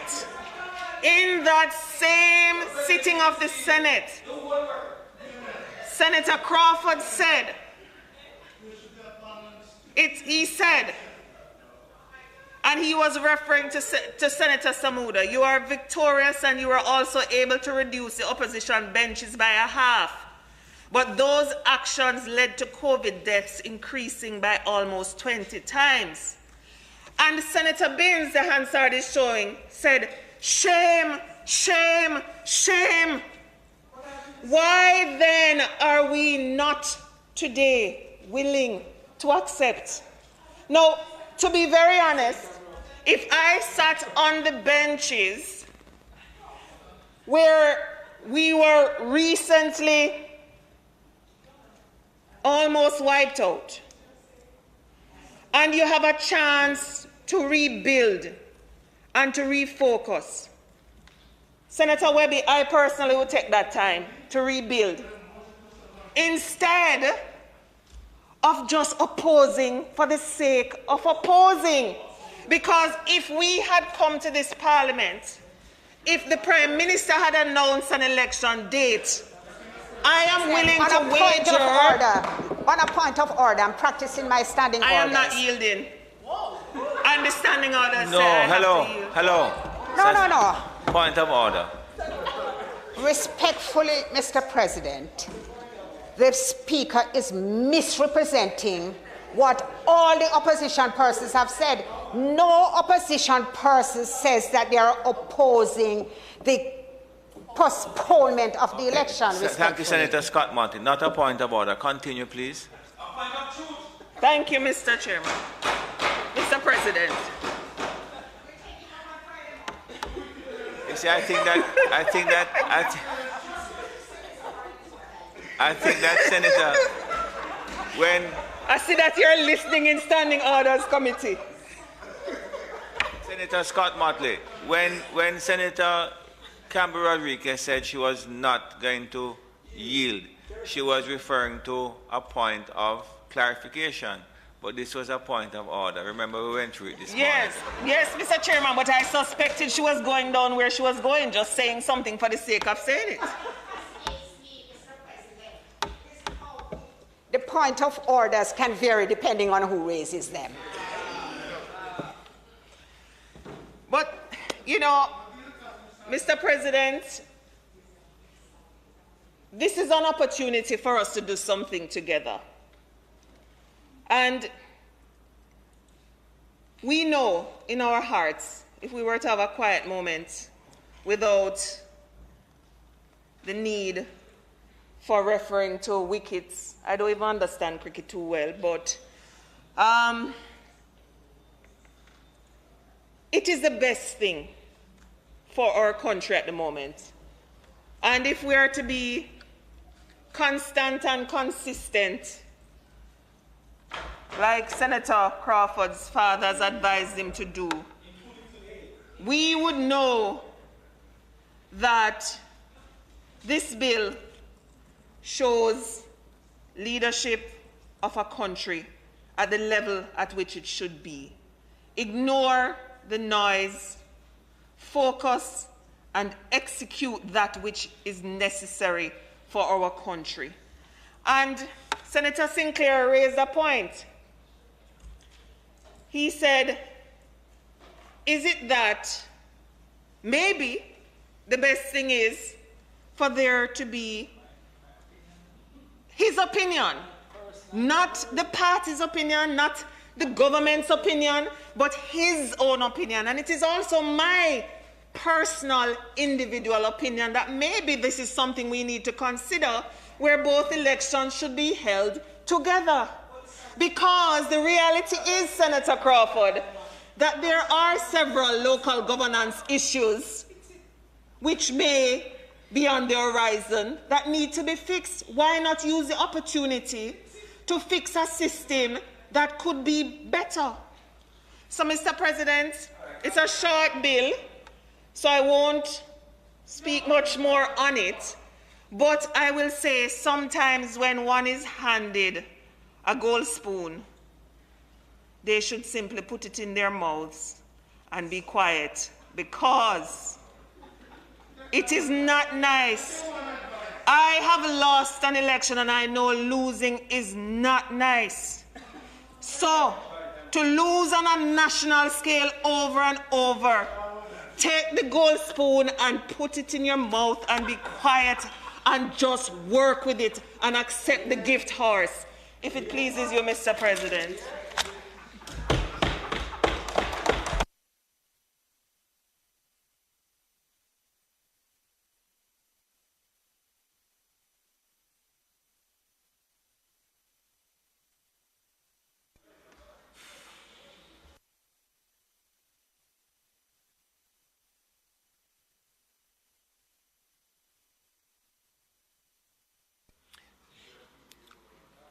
Thank you, Senator Campbell Rodriguez. Senator Morris.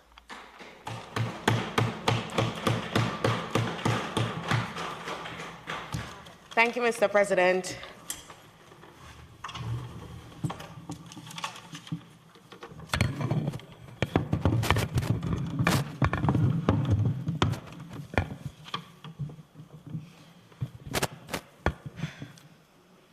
Mr. President, I just wanted to add some brief remarks on this bill that we have before us.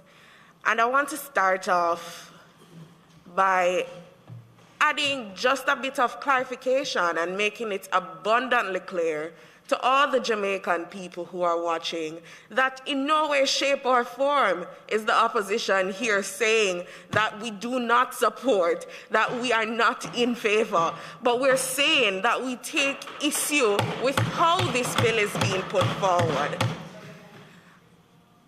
And Senator Crawford this morning, he raised the word truth. He spoke about truth. I want to introduce another T word to the discussion: trust. Trust.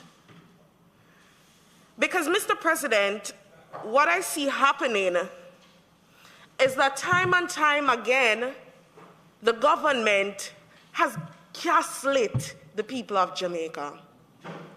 Throughout this pandemic, we can look back at the 2020 election. There were scores of Jamaicans saying, why now? At a time when we were most vulnerable, at a time when we were most uncertain, at a time when we were most exposed, there was an election called. And we talk about political expediency, and we saw the dangers of that in that 2020 election. Since then, Mr. President, I haven't heard one member of the government come back and say to the Jamaican people, we did it wrong, we got it wrong, we put you in danger. And I find that to be so offensive, a prime example of the gaslighting of the Jamaican people. Mr. President, I want to also say that out of that gaslighting, there has been an overwhelming degree of mistrust. And it is this mistrust that comes up every time we talk about postponement of elections. Last time it was done, people took issue. And another thing that we see being raised over time when we bring up this issue of postponement is, where are the fixed terms? Where are the fixed election dates? A promise that was made by the wholeness-led administration in 2016. A promise that up to now, in 2022, February of 2022, has not been fulfilled. And so when we see this discussion coming up for postponement, and let me again make it clear that we're not saying that we take issue with the postponement, but what we're saying is that we take issue with how it is being done. And I want to put forward that we take a little bit more time to focus on this issue that constantly rears its head every time we talk about postponement. Fixed election dates, fixed election dates. If we fail to do it, Mr. President, we create another instance where the people of Jamaica can find no trust in the government. And so I want to put forward, remember I said short remarks, in the words of the PM who actually served in the National Youth Parliament. She said, we're putting the government on notice. We are putting the government on notice. And here today, yes, Senator Rodriguez, I want to put the government on notice that while we debate this issue of the postponement, there's still another issue, a sore issue, another instance of a promise not fulfilled that stands and needs to be rectified. The Jamaican people are calling for it. Young people especially are saying, where is the fulfillment of this promise? And so here in this place today, I want to make that argument. I want to put forward that time has come for that to become a reality. It cannot be that our first Prime Minister, born post-independence, who proffers himself as a new type of leader, leading a new generation, has come with the same behavior that young people associate with politicians, making all these promises and them never coming to fruition. And so I want to close on that point, that as we discuss postponement, there is an issue that still stands. There's an issue that is important to our democracy. There's an issue that I believe will improve voter participation. There's an issue that I believe will promote trust in the government, and we need to work together. I believe that us on both sides believe that time has come for this to become a reality, fixed election dates. And so, Mr. President, I hope that in the very, very, very near future, we can see this becoming a reality. We can see this coming to the table, and we can see the fulfillment of this promise made to the Jamaican people. Thank you.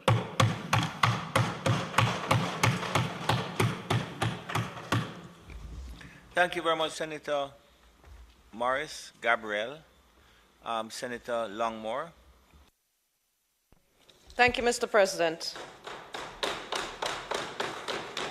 I too will be brief in my comments. I know we have other matters to get to, but I could not be in the position that I hold and not make some comments on this very significant bill. Without a doubt, we have had, as the rest of the world, a tumultuous time dealing with this pandemic. And many of our speakers have already elucidated the pros and the cons behind the public health concerns regarding postponement of the local government elections. But as always, I tend to try to also bring something else to the table for us to consider. And in this respect, Mr. President, as one of the, or probably the only person in this chamber who actively treats and deals with the effects of the pandemic directly, actually treat patients and persons who are comorbidly affected with mental health disorders. My colleagues are tired. My colleagues are pushed to the brim. My colleagues also know that with the onset and the announcement of elections, there is a certain level of uncertainty. There's a certain level of stress and apprehension that goes with that. And Mr. President, our population is significantly affected by the impact of this pandemic. And to add another tier of concern can be even more burdensome. And so for especially my colleagues, for especially the impact of this on our psyche, I definitely support us not pushing an agenda that has been pushed much further in the past with without any significant consequence. Mr. President, the pandemic is not a static situation. It is one that requires dynamism and flexibility in its management. And that is what our government, with all that has to be considered, is doing. There are times when you have to put certain measures in place for the betterment of the people, and that is exactly what the government is seeking to do. You know, it is not a matter of trying to not honor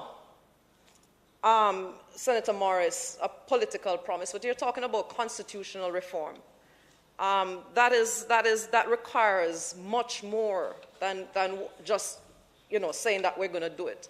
And I significantly much better support the proposal by Senator Sinclair.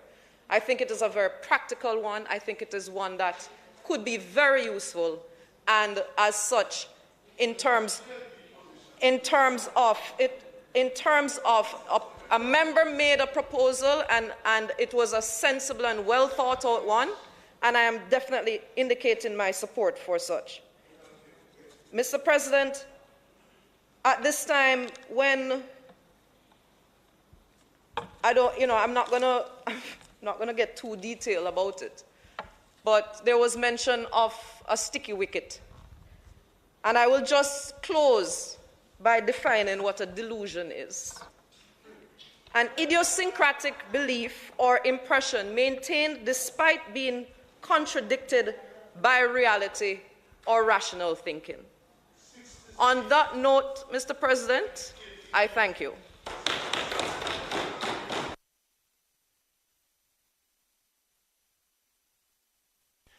Thank you, Senator Brown, please. Thank you very much, Senator Longmore. Senator Bunting.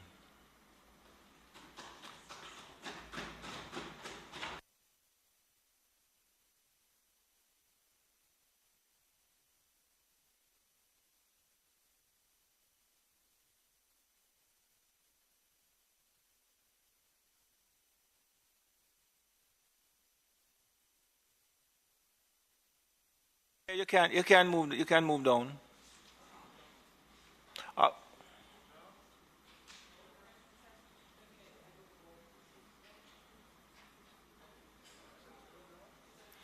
Did I say thank you, Senator Longmore? Thank you, Senator Longmore.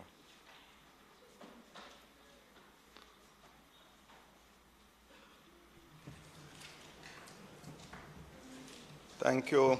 Thank you, Senator Bunting. Thank you, Mr. President, for allowing me to speak from a seat other than my own. And as Senator Longmore closed with a definition, let me open with one. It's of a word called hubris. It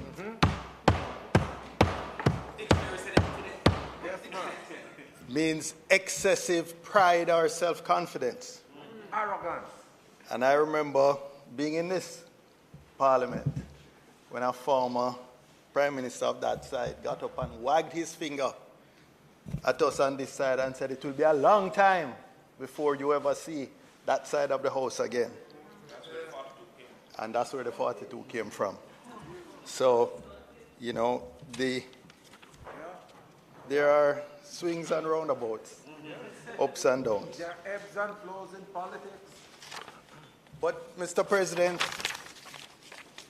if we stick to the stated reasons, those in the memorandum of objects and reasons of this bill to postpone the local government elections, there is little that anyone would disagree with. Certainly, while there have been conflicting studies and opinions and projections on the effectiveness of most of the measures that have been tried or applied. And we recall early in the pandemic, there were models by various universities, Imperial College, etc., that said these lockdowns would reduce COVID fatalities by 98% and very high levels. And just this week I saw another one, a meta-analysis by 3 prominent economists that concluded that lockdowns only reduced mortalities by a minuscule 0.2%, while imposing enormous economic and social conditions. And for the average person, it must be very difficult to figure out where in all these conflicting studies and reports the truth lies. So if we want to say, let us err on the side of caution, nobody could reasonably disagree with that. And since everybody's saying personally, I personally expected a postponement. And I think it is the conservative approach. And coming from my background as a banker, we try to err on the side of conservatism and on the side of caution. But it is the reasons given that are not in the memorandum of objects and reasons that creates the distrust and creates the concern that many members have already spoken to. And I think there's one that they've not focused on, and that is a statement recently by the chairman of the Select Committee on Portmore becoming a parish. And he was reported in one of our dailies saying that he expects Portmore to become the 15th parish before this extension expires. And therefore, many members of the public have jumped to the conclusion that the reason, or one of the reasons for this, is to allow Portmore to become a parish. And the expectation is that this will give the government an advantage in controlling the St. Catherine Parish Council, since it is Portmore that now, in the balance, tips it in favor of the PNP. So that's why the November came. That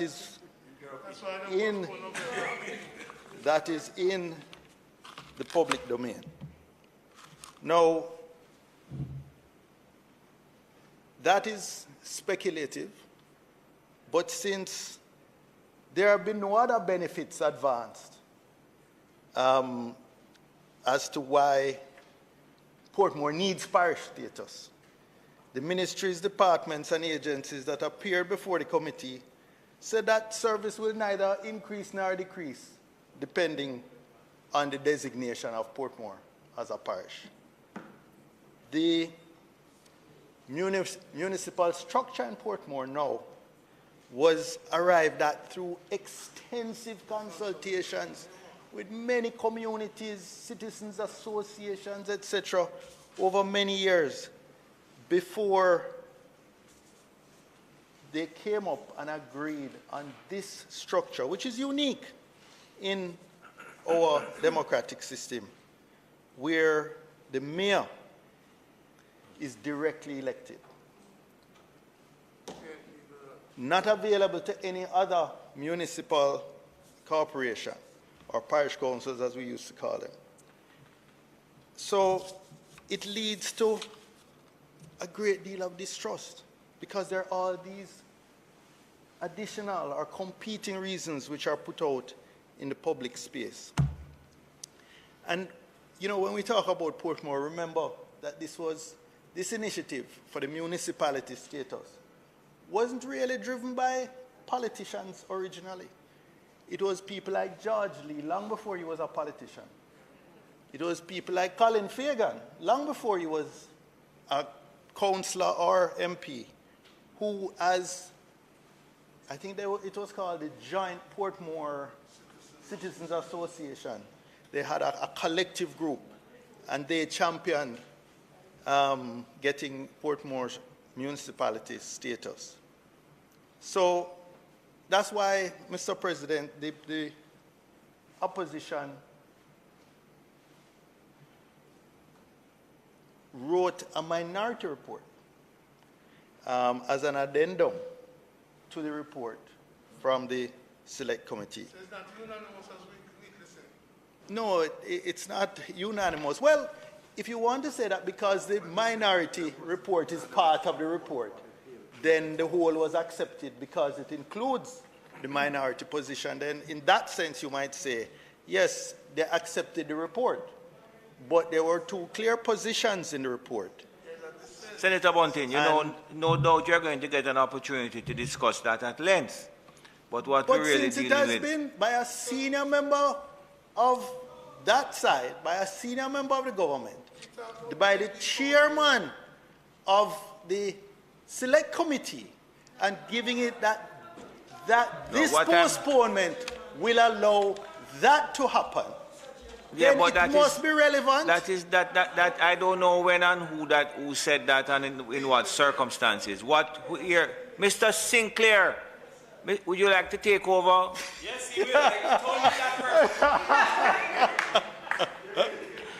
Senator Bunting, we're dealing with this here now. The adjournment of the local government election. You have made the point. You speculate that perhaps it's because it has something to do with Portmore, but I'm not going to allow you to go into any long... Dr. Wheatley said so publicly. Dr. Wheatley, if you don't hear it, that means it didn't happen? No, I'm sorry. No, please, hello. Hello. No, I don't want this thing to break down, you know. Senator Bunting, hear what I'm telling you. You need to stick to the bill, right? And engaging in a lengthy discourse. No, hold on, man. Just listen to me now. When Senator Sinclair was going far and wide, no, you said he was rolling the sticky wicket. Everybody get a chance to talk about the sticky wicket. But you've gone beyond the sticky wicket now. You're making a major presentation on Portmore. No, what I'm speaking so you need about, to move on with it. What I'm speaking about is directly relevant to local government and the maneuvering. No, that it's is not now a question. taking It might be relevant to local government. Is it relevant to the question of the bill before us now? And that's what you need to address. And I don't want to say anymore. I don't want to have to stop you. The chairman of the parliamentary committee has stated that by postponing the election, it will allow Portmore to become a parish, to be designated a parish within the time of that postponement. So it must be connected. It must be relevant. So, Mr. President, Stop trying to control the debates. we in our half hour, we have discretion over how we choose to debate and what we absolutely, and I have the overriding authority to keep you within the bounds of the standing orders. I am within the bounds. I am easily within the bounds. But presiding officers must stop inserting themselves into the debate. Whenever I take the view that I need to insert myself into the discussion, I will do so.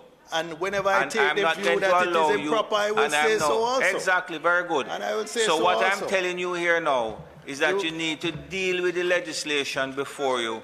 And that's what I'm not going to allow you to give an address on the Portmore, the parish of Portmore. You can do that at another time, no doubt. This act will allow for the postponement of and this act allows for it. And I'm not going to continue to go back and forth with the president on the relevance of this, because that is impatient of debate, and the public can draw their own conclusions. So, Mr. President, for clarification, the opposition is not objecting to the postponement of this bill. The reasons given here are fair. It is the points made in the debate by members is raising concerns about a more fundamental issue, and that is trust. Can we believe the word of the government.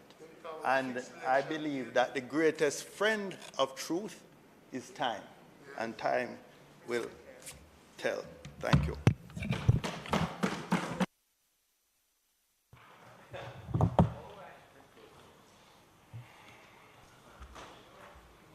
Thank you very much. Thank you, Senator Bunting. Senator Samuda.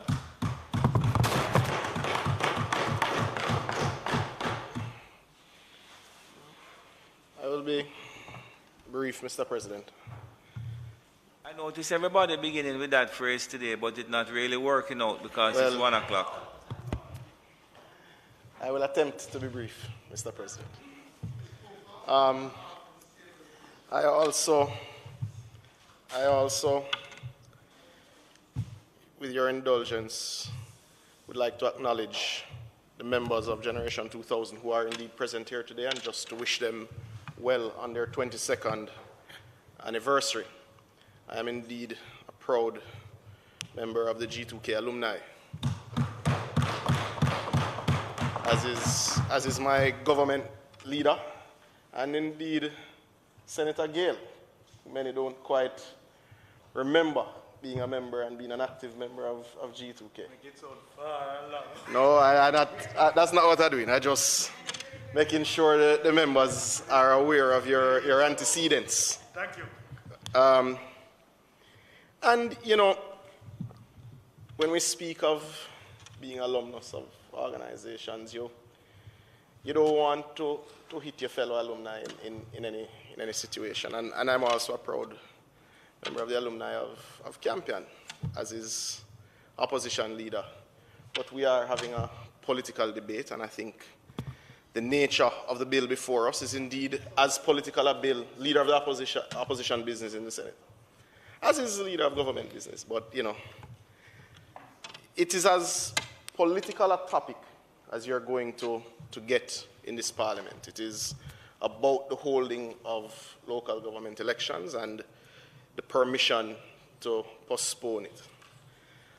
Now, Senator Bunting said that when you look at the memorandum, you would find it very easy to support, but the suggestions and the comments and what has been put forward during the course of the debate added some lack of, is it fair to say, confusion to how the opposition side. But I think it would be fair to also say that on this side, the presentations made by opposition members have added quite a bit of confusion as to where they indeed stand on the matter. Because on one hand, they support it, but on the other hand, there are several reasons for doubt. However, Mr. President, what has been interesting, and I think what's appropriate when I think of the presentations made today, and it comes from Shakespeare. All the world's a stage, and all the men and women merely players. They have their exits and their entrances, and one man in his time plays many parts. And this is indeed the political stage, so one understands the posturing that will take place from time to time in a political debate. But I will respond to a few points made because I think it's important for the Hansard, and I take the records of the Hansard particularly. I think it's particularly important that the views are accurately portrayed from this side. Mr. President, let's start with the memorandum and let's start with the bill before us. The discussion around COVID and the government's management of it is, I think, a little unfortunate. If we take back to Senator Scott Motley's position in terms of the fear and trepidation from the first case, and the fact that the last time the world saw anything like this was over 100 years ago, and the fact that so much would have changed, access to travel, movement, speed of movement, there was great fear, and there was correspondingly no playbook to deal with this. The people of Jamaica, in looking at the management of the pandemic, have consistently said they support the way this government has done it. We have done what is situationally appropriate as we have seen it based on the facts available to us at each stage. So if you look at it in that context, and oh, sure, no problem, no worries. Yeah. Fogs up the glasses, but no problem. We've done what is situationally appropriate at each step of the way. When one considers the point in which a general election was called, it was at a stage where cases were much lower than they are now. It was at a stage where the positivity rate was significantly lower than it was now. And it was at a stage where the country needed the certainty, the predictability, and the stability from knowing who the next administration would be. And the country at that stage sent a resounding message of confidence, a resounding signal that this is the government they wanted. And much has been made about the fact that we're indeed standing in the aisleway, but that should be the symbol that indeed the country supported the decision then. You know, a lot is often made about the turnout, and a lot was made about whether or not people vote in or vote out government. People should also, a lot should be made about those who choose to stay away because they didn't see, especially the base of a political party that didn't turn out. A lot should be made of that too because they didn't see their political side that they've been loyal to as a viable option at that time. But what was not clear from the comments from my colleagues in the opposition was that when this election was called, and to his credit, the only opposition voice I heard clamoring for no elections, to be fair, was Senator Crawford. I sat in the chamber when the elections were called, as in the well. I came to Parliament on that day. And I remember right where Senator Bunting sat, I believe it was leader of opposition business in the House, was, name soon come back to me. Then it was Peter Phillips, then it was Mark Golden as opposition spokesman on finance. No one in the front row, and why that's important is because he's the current leader of the party. No one in the front row showed any trepidation, any concern. It was in fact greeted with celebration and welcome. The PNP welcomed the calling of elections then. The factors related to COVID settled in their minds that it was a good time for an election. The statements then from the president of the People's National Party and leader of the opposition was welcome. There was in fact a statement from the party right after that came out and put it in ink that they welcomed the election. So the public should not be misled to believe that there was any pushback in any major way from the PNP for the elections. They welcomed it. They didn't welcome the result, but they welcomed the calling of the elections. That's the first point. A lot has also been made, and I like the term, and you know, I'm a fan of Senator Brown's debate style. He's a very effective politician in the Senate, and there's no doubt about that, and I give him credit where it is due. And he used that term, and for those who like cricket like myself, sticky wicket. I thought it was very interesting. But I'm going to enter one now formally, not sotto voce, which is a sticky seat. Based on the current state of the opposition, based on the current metrics being used to determine the state of the government, it is indeed not a sticky wicket that we're batting on. It is indeed sticky seats on that side because there's no chance of getting up from those seats on that side anytime soon. And that is indeed the facts. So I also don't want the public to be misled that the opposition is indeed uncomfortable with the delays in election now.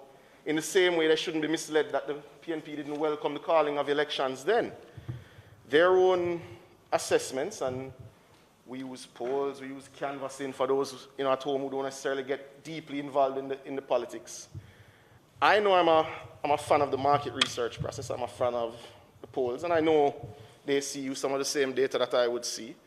They would know, as I do, that the prospects of their party and of their leader have not improved from the last round. They haven't. They just haven't. what has increased is awareness of who the leader is of their party. The affinity scores have not. Which means, if you take where those scores are, the prospects don't look so good right now. As Senator Sinclair said, as Senator Williams said, as all of my colleagues on this side have said, this decision is not made because of political concern. This decision is made because it is the best thing for Jamaica at this time to not put $1 billion into this space. It is the best thing to not risk a public health emergency or to go through another wave before it is likely to happen again. That's just the facts. We are very comfortable with where we stand politically. There is no doubt in that space, and I think that point needs to be made, Mr. President. The last point I will make, because I think it's important to rebut, is this discussion about Portmore. Now, I'm an avid political watcher, right? I love politics in all territories. You will remember that I stopped Mr. Bunting on the Portmore issue, right? You remember that? I remember him going on a little after you stopped him as well, though, President. Okay. So all you need to do is relate it to this seat here? Sure. And I am, President. Portmore, St. Catherine, despite when elections are indeed called for local government, that is not one of the parishes that will be competitive right now, Mr. President. And that is a point to be made. My own analysis, and as a political observer, as somebody who loves to study the politics, there are only two municipalities that will be competitive, and that is indeed not one. So that is a smoke screen. It is to try and give some political ulterior motive to why elections have been delayed. That's not where you're going to be competitive. And I am indeed, all politicians that are students of politics and enjoy the political process, I'm indeed looking forward to it. No, the wool over your eyes is from your colleagues who giving the impression that they are uncomfortable with elections not being called now. The facts remain, my colleague and friend, is that they're quite happy with the additional time because it protects them for September. Mr. President, with that I close, and thank you for the...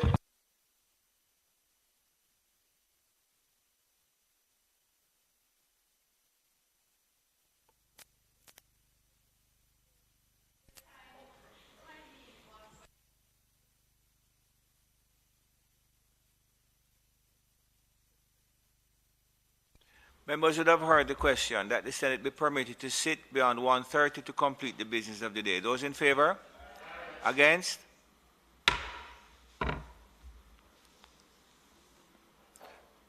Mr. Blake, Senator Morris is speaking. Thank you, Senator Samuda. I don't need it. I don't need. Senator Dr. Morris. Thank you very much, Mr. President. I rise to give my support to the legislation. And as I give my support to the legislation, I want to make it abundantly clear to young Senator Rodriguez. Yes, it's what I see. And to my colleague friend Samuda, Matthew, that it is perfectly in order for an individual to express support for a legislation and at the same time express his or her opposition to aspects of the bill or relating to the legislation. Perfectly in order. Because no bill comes to this Parliament to be with utmost perfection. There are issues that will come from time to time, and so you agree with the legislation in principle. But there are issues relating to it that you might disagree with. So it is perfectly in order for you to express your support and at the same time express your concerns. I want to also point out, Mr. President, you know, I heard the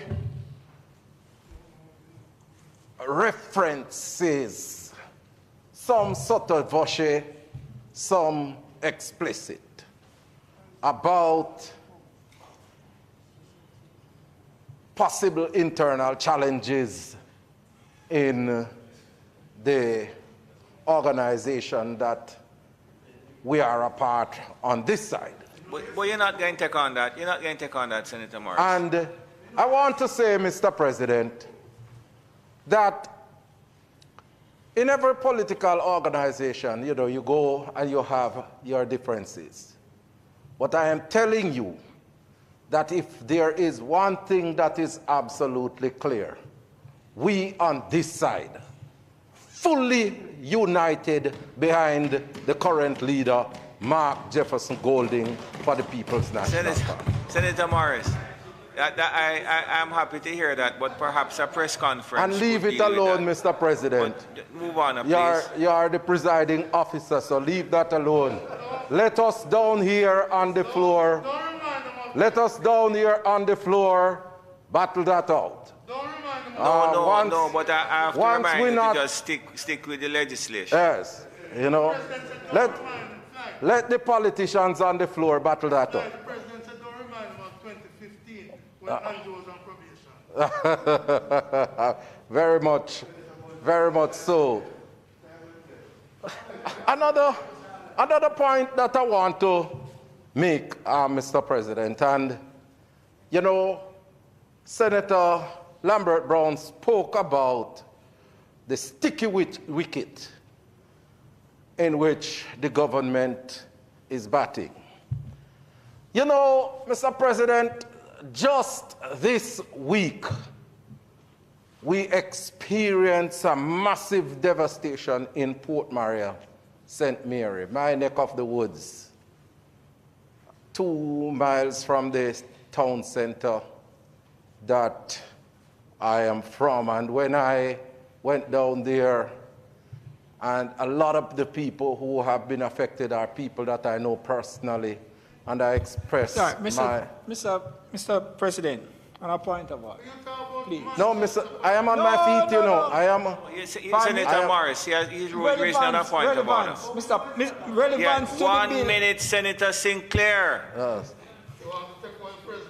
Senator Morris, just have a seat for me, please. Let me hear what Senator Sinclair is saying. Yes, Senator Sinclair. Mr. President, the relevance to the bill, unless the goodly senator is going to say that the mayor, Richard Prairie, has handled that issue very well so far. But point of order is the relevance about flooding to this bill. But I don't make the point. Senator. I don't make the point yet.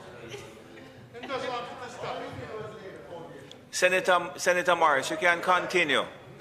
Thank you, Mr. You can President. continue talking about the legislation that is before you. Yes, Mr. No President. doubt, the state of the flooding in Port Maria is of interest to all of us, but perhaps on another time.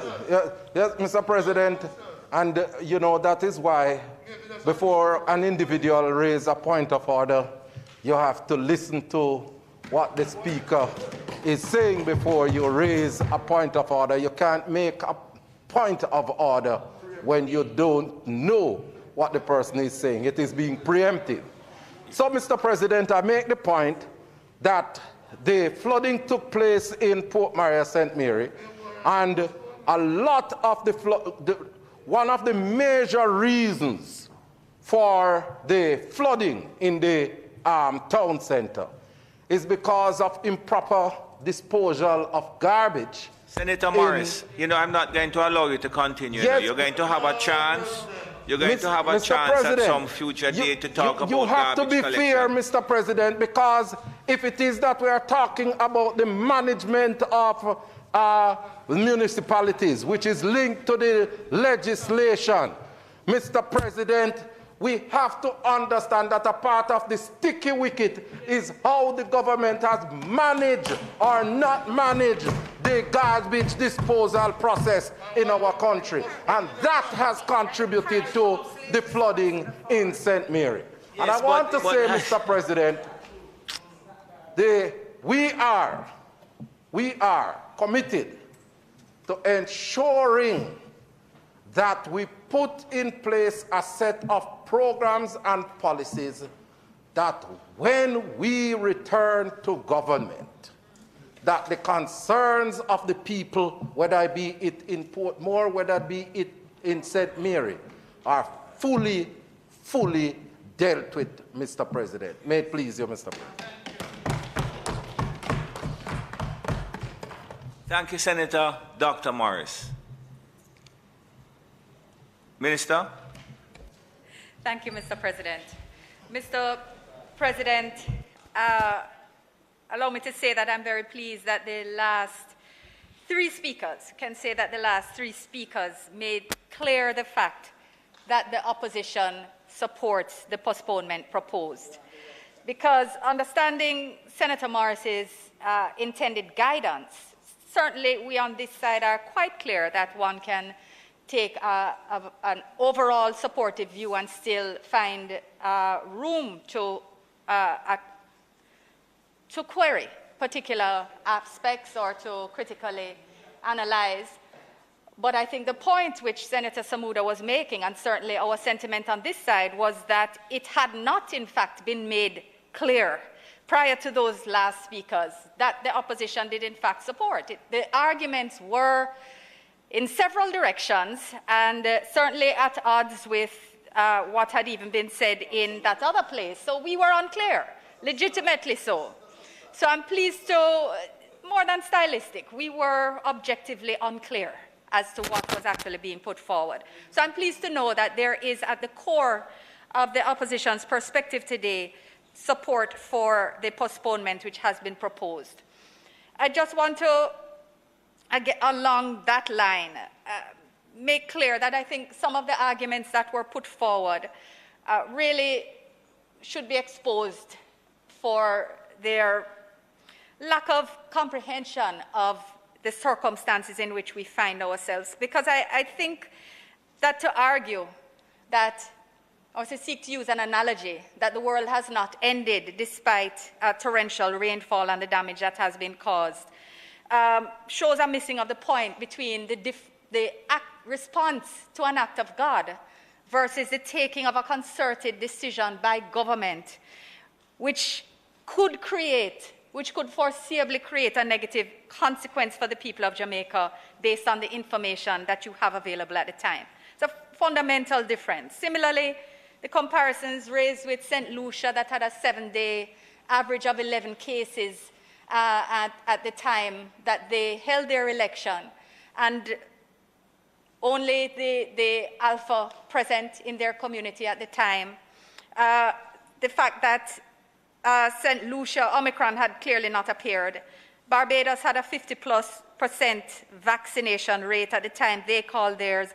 Again, all of these sort of failed analogies demonstrate a missing of or a misunderstanding of the circumstances within which Jamaica finds herself at this point of time. Not only the number of positive cases, but the number of healthcare workers affected, the positivity rate, the low vaccination rate, all matters which we want to go in the right direction and continue to encourage them so to do. I note that Senator Crawford had his usual very sort of circuitous argument that you have to pay particular attention, and I hope he's listening to try to follow as he argues in himself and outside and against himself. But, we love him dearly. but it really does take a lot of focus to follow. And I just wanted to say that there will always be a need to balance the circumstances at the particular point in time, to assess them as best as possible on the professional advice in the circumstances. And you balance the risk and the potential consequence. And I think this is in response to several of Senator Scott Motley's arguments as well. I think, Senator Crawford's almost challenge that he doesn't want to hear the calling of it within this period or that we would never be able to call because the circumstances will never allow, there will always be challenges. Just saying that, again, this misses the point of the delicacy of the circumstances, the dynamism of the circumstances, which I think is a phrase used by Senator Longmore earlier, that have made this a truly unprecedented time. And as Senator Samuda rightly emphasized in his presentation, the fact that this is a once-in-a-100-year type event just demonstrates the need to actually have a higher concept of the flexibility that's needed and the uncertainty, notwithstanding, that's put on the table for us at all times as leaders. Senator Gabrielle Morris said that she's concerned that the government has not kept its promise to the people of Jamaica, and I just want to put her at ease, because the victory we had at the polls, it's not really a function of arrogance when we speak about it, but it was that we had, in a historically unprecedented manner, delivered on our promises to the people for more water, better roads. We created record low unemployment, created more jobs, closed that gender gap to must be 2.6% when it had always been double for decades. The fact that we ensured that we provided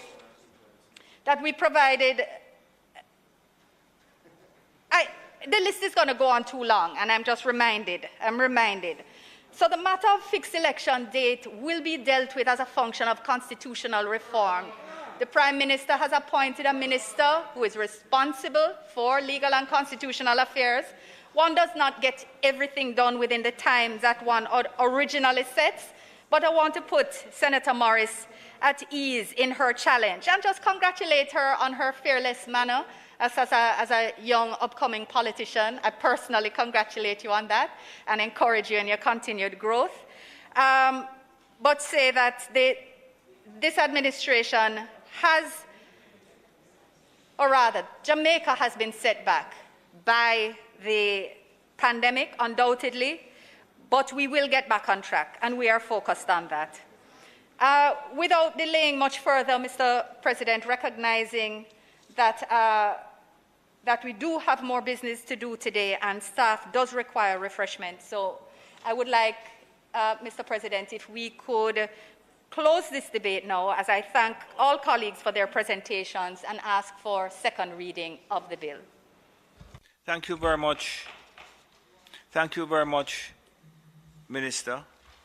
The question is that the bill be read for a second time. Those in favor? Against? A bill entitled An Act to Validate and Confirm as Lawful all acts and omission relating to the approval granted by the Governor General for an early retirement of general election. Give me a copy. That's wrong. Sorry about that. Yes, that's the right one. Yes, a bill entitled An Act to Temporarily Modify the Representation of the People Act in order to postpone the holding of a general election of members to serve on the respective councils of municipal corporations and a general election of mayors of city municipalities read a second time. That's a very unusual slip for you, Madam Clerk. Thank you, Madam Clerk. The Senate will now resolve itself into a committee of the whole Senate to consider the bill clause by clause.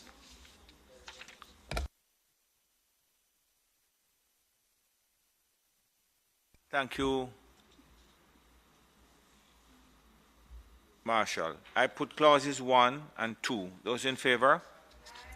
Against?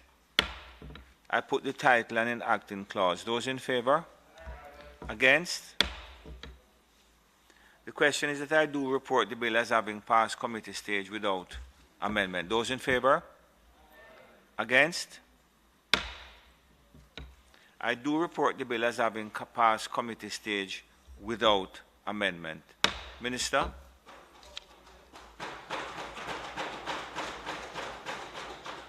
Thank you, Mr. President. I ask for third reading of the bill. Thank you. Sorry. The question is that the bill be read for a third time. Those in favor? Against? Madam Clerk? A bill entitled An Act to Temporarily Modify the Representation of the People Act in order to postpone the holding of a general election of members to serve on the respective councils of municipal corporations and a general election of the mayors of city municipalities, read a third time and passed. Thank you. Thank you, members. Following consultation with the clerk and limited consultation with both leaders, I'm going to rise until President, 5 past just 2. before you rise. Yes. The next item on the agenda ought not to be a long item. There are at least 5 members of the Senate. There are at least 5 members of the Senate who sat on the Joint Select Committee who have all signed off on this. And it's my understanding on this side that we do not intend to speak on it unless the other side wishes to engage in a debate, because the bill has to come arising from the acceptance of this report. And I would urge that we just proceed to the next item and adjourn thereafter. May it please.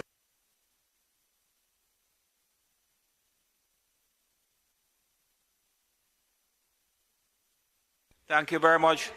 Thank you. Thank you. Thank you very much. I've heard Senator Brown, and notwithstanding his impassioned plea and the support that he got from all the members, this Senate will now rise.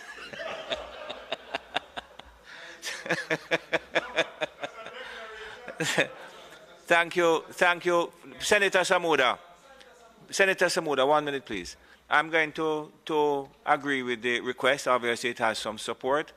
Madam Clerk, I'm going to ask that you just indicate to the members that hopefully will be finished shortly, and to members who are here from the ministry. I ask your forbearance. Senator Samuda, you can continue, sir. Thank you very much, Minister Samuda.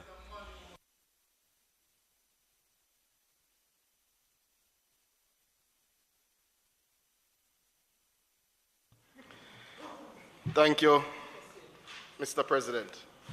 The matter before us is indeed the Joint Select Committee report on the Joint Select Committee to review and report on the law, reform, zones of special operations, special security, Community Development Measures Act 2017. I think this follows a trend that when we have Joint Select committees where there is heavy participation from members in the Senate, that the bills and their debates tend to flow pretty well. I think we saw that on the BOJ Act. We saw that with the second round of NIDS, and it is certainly the indication from colleague Senator Brown that that will indeed be the modus operandi this afternoon. Mr. President, presented for the consideration of this Honourable House, or this Honourable Senate, is the report of the Joint Select Committee established, as mentioned, to review and report on the law, reform, zones of special operations, special security and community development measures Act 2017. This report, Mr. President, was adopted in the House of Representatives on January 25th, 2022. Allow me, Mr. President, to remind this Honourable Senate that the Act was introduced to address the high level of crime and violence within vulnerable communities, while also ensuring the preservation of fundamental rights and freedoms of the citizens living within the zones. It was also concurrently conceptualized to deal with the significant levels of social degradation in these communities. Mr. President, the mandate of the Act is accomplished using a three-phased approach. That is the clear, hold, and build strategy. I think generally this has received support from both sides of the aisle in both houses. Since the passage of the Act, the Prime Minister has declared 7 geographical areas ZOSOs, as per Section 4 of said Act. These areas include Mount Salem on September 17, 2017, Denham Town, October 17, 2017, Greenwich Town, July 1, 2020, August Town, July 8, 2020, Norwood, June 20, 2021, Parade Gardens, January 9, 2022, and Savannah Lamar, January 16, 2022. It was determined that these geographical areas met the criteria of rampant criminality, gang warfare, escalating violence and murder, and threat to rule of law and public order, which presented and continues to wreak havoc on the citizens within these volatile communities and the operations of the security forces. Mr. President, I'm going to condense much of what was here. Needless to say, the areas which have benefited from the declarations of ZOSOs have seen precipitous falls in all categories of criminality. One which I think is particularly noteworthy is indeed the Norwood Declaration, which has seen no murders and shootings since within the zone. Not to say on the periphery or in relative proximity you don't have issues, but certainly within the zone it has given citizens that reprieve. The part of this act that gives me a great feeling of joy when I see them is indeed the social intervention reports that come to this chamber, I think, in line with the reporting cycles. When you see all the work that is done in Mount Salem or August Town or Greenwich Farm or indeed Denham Town, it should give you hope that indeed what we are doing is transforming the lives of those who live in these areas. Mr. President, I will now highlight the major recommendations outlined in the report for debate today, which, as mentioned, Mr. President, has the support from both sides. The first... Senator Brown is suggesting that you take it as read, but I don't think you should. Well, if there is consensus, which is not all that common, but I am prepared, if there is consensus on both sides, to take the report indeed as read. I think the Joint Select Committee would have benefited from significant and generally very healthy debate. And to be fair also, there was high attendance, as we see in the report from the signatures. So with that, Mr. President, I invite contributions, if there are any, to the debate.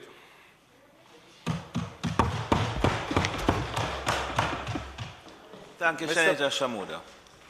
Mr. President, in the spirit of cooperation that I think should be encouraged, let me also commend the members of this Joint Select Committee, particularly the members from the Senate, whose, it's unusual to look at the appendix that carries the attendance and see such strong attendance, perfect attendance by Senator Brown, for example. And I would say that the ZOSO legislation, or more technically the Law Reform Zones of Special Operations, Special Security and Community Development Measures Act 2017, has from its inception had the support of the opposition. We felt it was an enhanced security measure without the negatives of the states of emergency, without unnecessary suspension of people's constitutional rights. And we see where it is being used and getting the results we had anticipated. We would encourage more extensive use of ZOSOs as we go forward. And with those few words, we'd say the opposition welcomes the report. We participated and supported its decisions, and we look forward to the bill with these amendments coming to the Parliament. Thank you. Thank you very much. Thank you, Mr. President, and I really will be brief this time around. No, but in the spirit of cooperation, I will not give in to usual temptations for, what is it, Jekyll and Hyde, as you refer to it. But just to say, this is a policy that has national support. It is a law that its implementation will benefit from the consultation across the aisle. It, like all other things, is not the silver bullet and panacea, but it is an important tool as we try to bring safety and security to all of our citizens. It is a law that we are indeed proud of. Mr. President, I indeed look forward to the continued return to economic buoyancy so that we will be able to afford to put in place more ZOSOs, as they are particularly capital-intensive measures.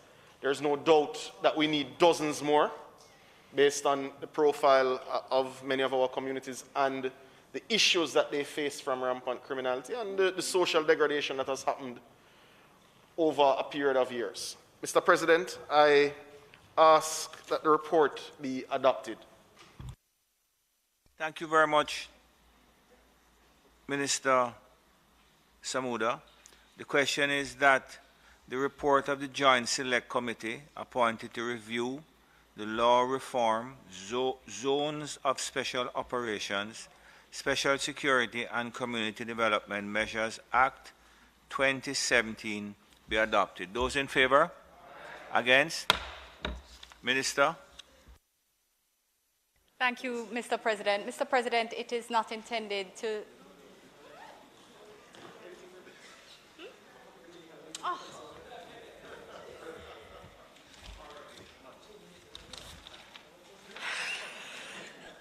Pay attention to the minister, please.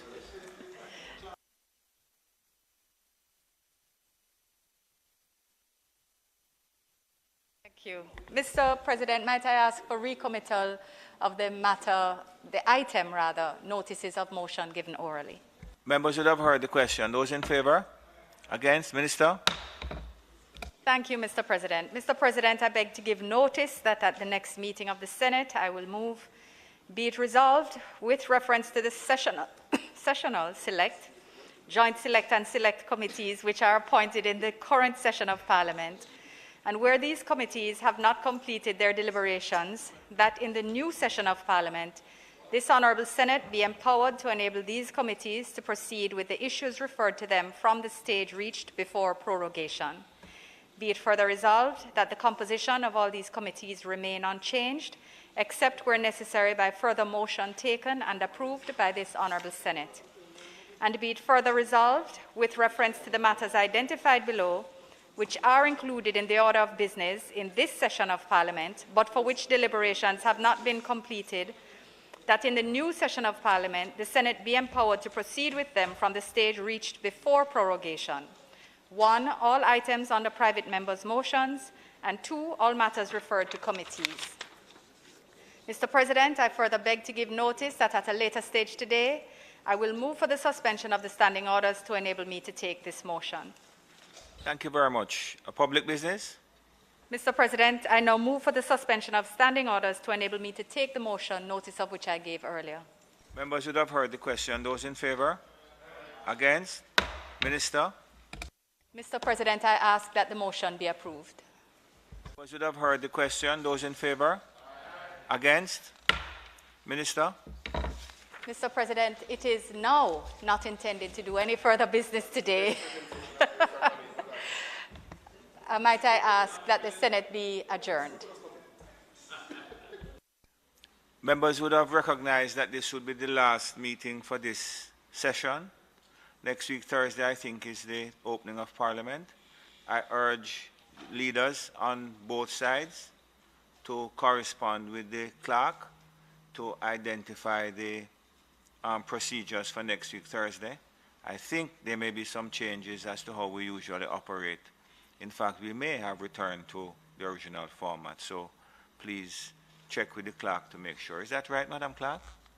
I thought so. This Honorable Senate now stands adjourned.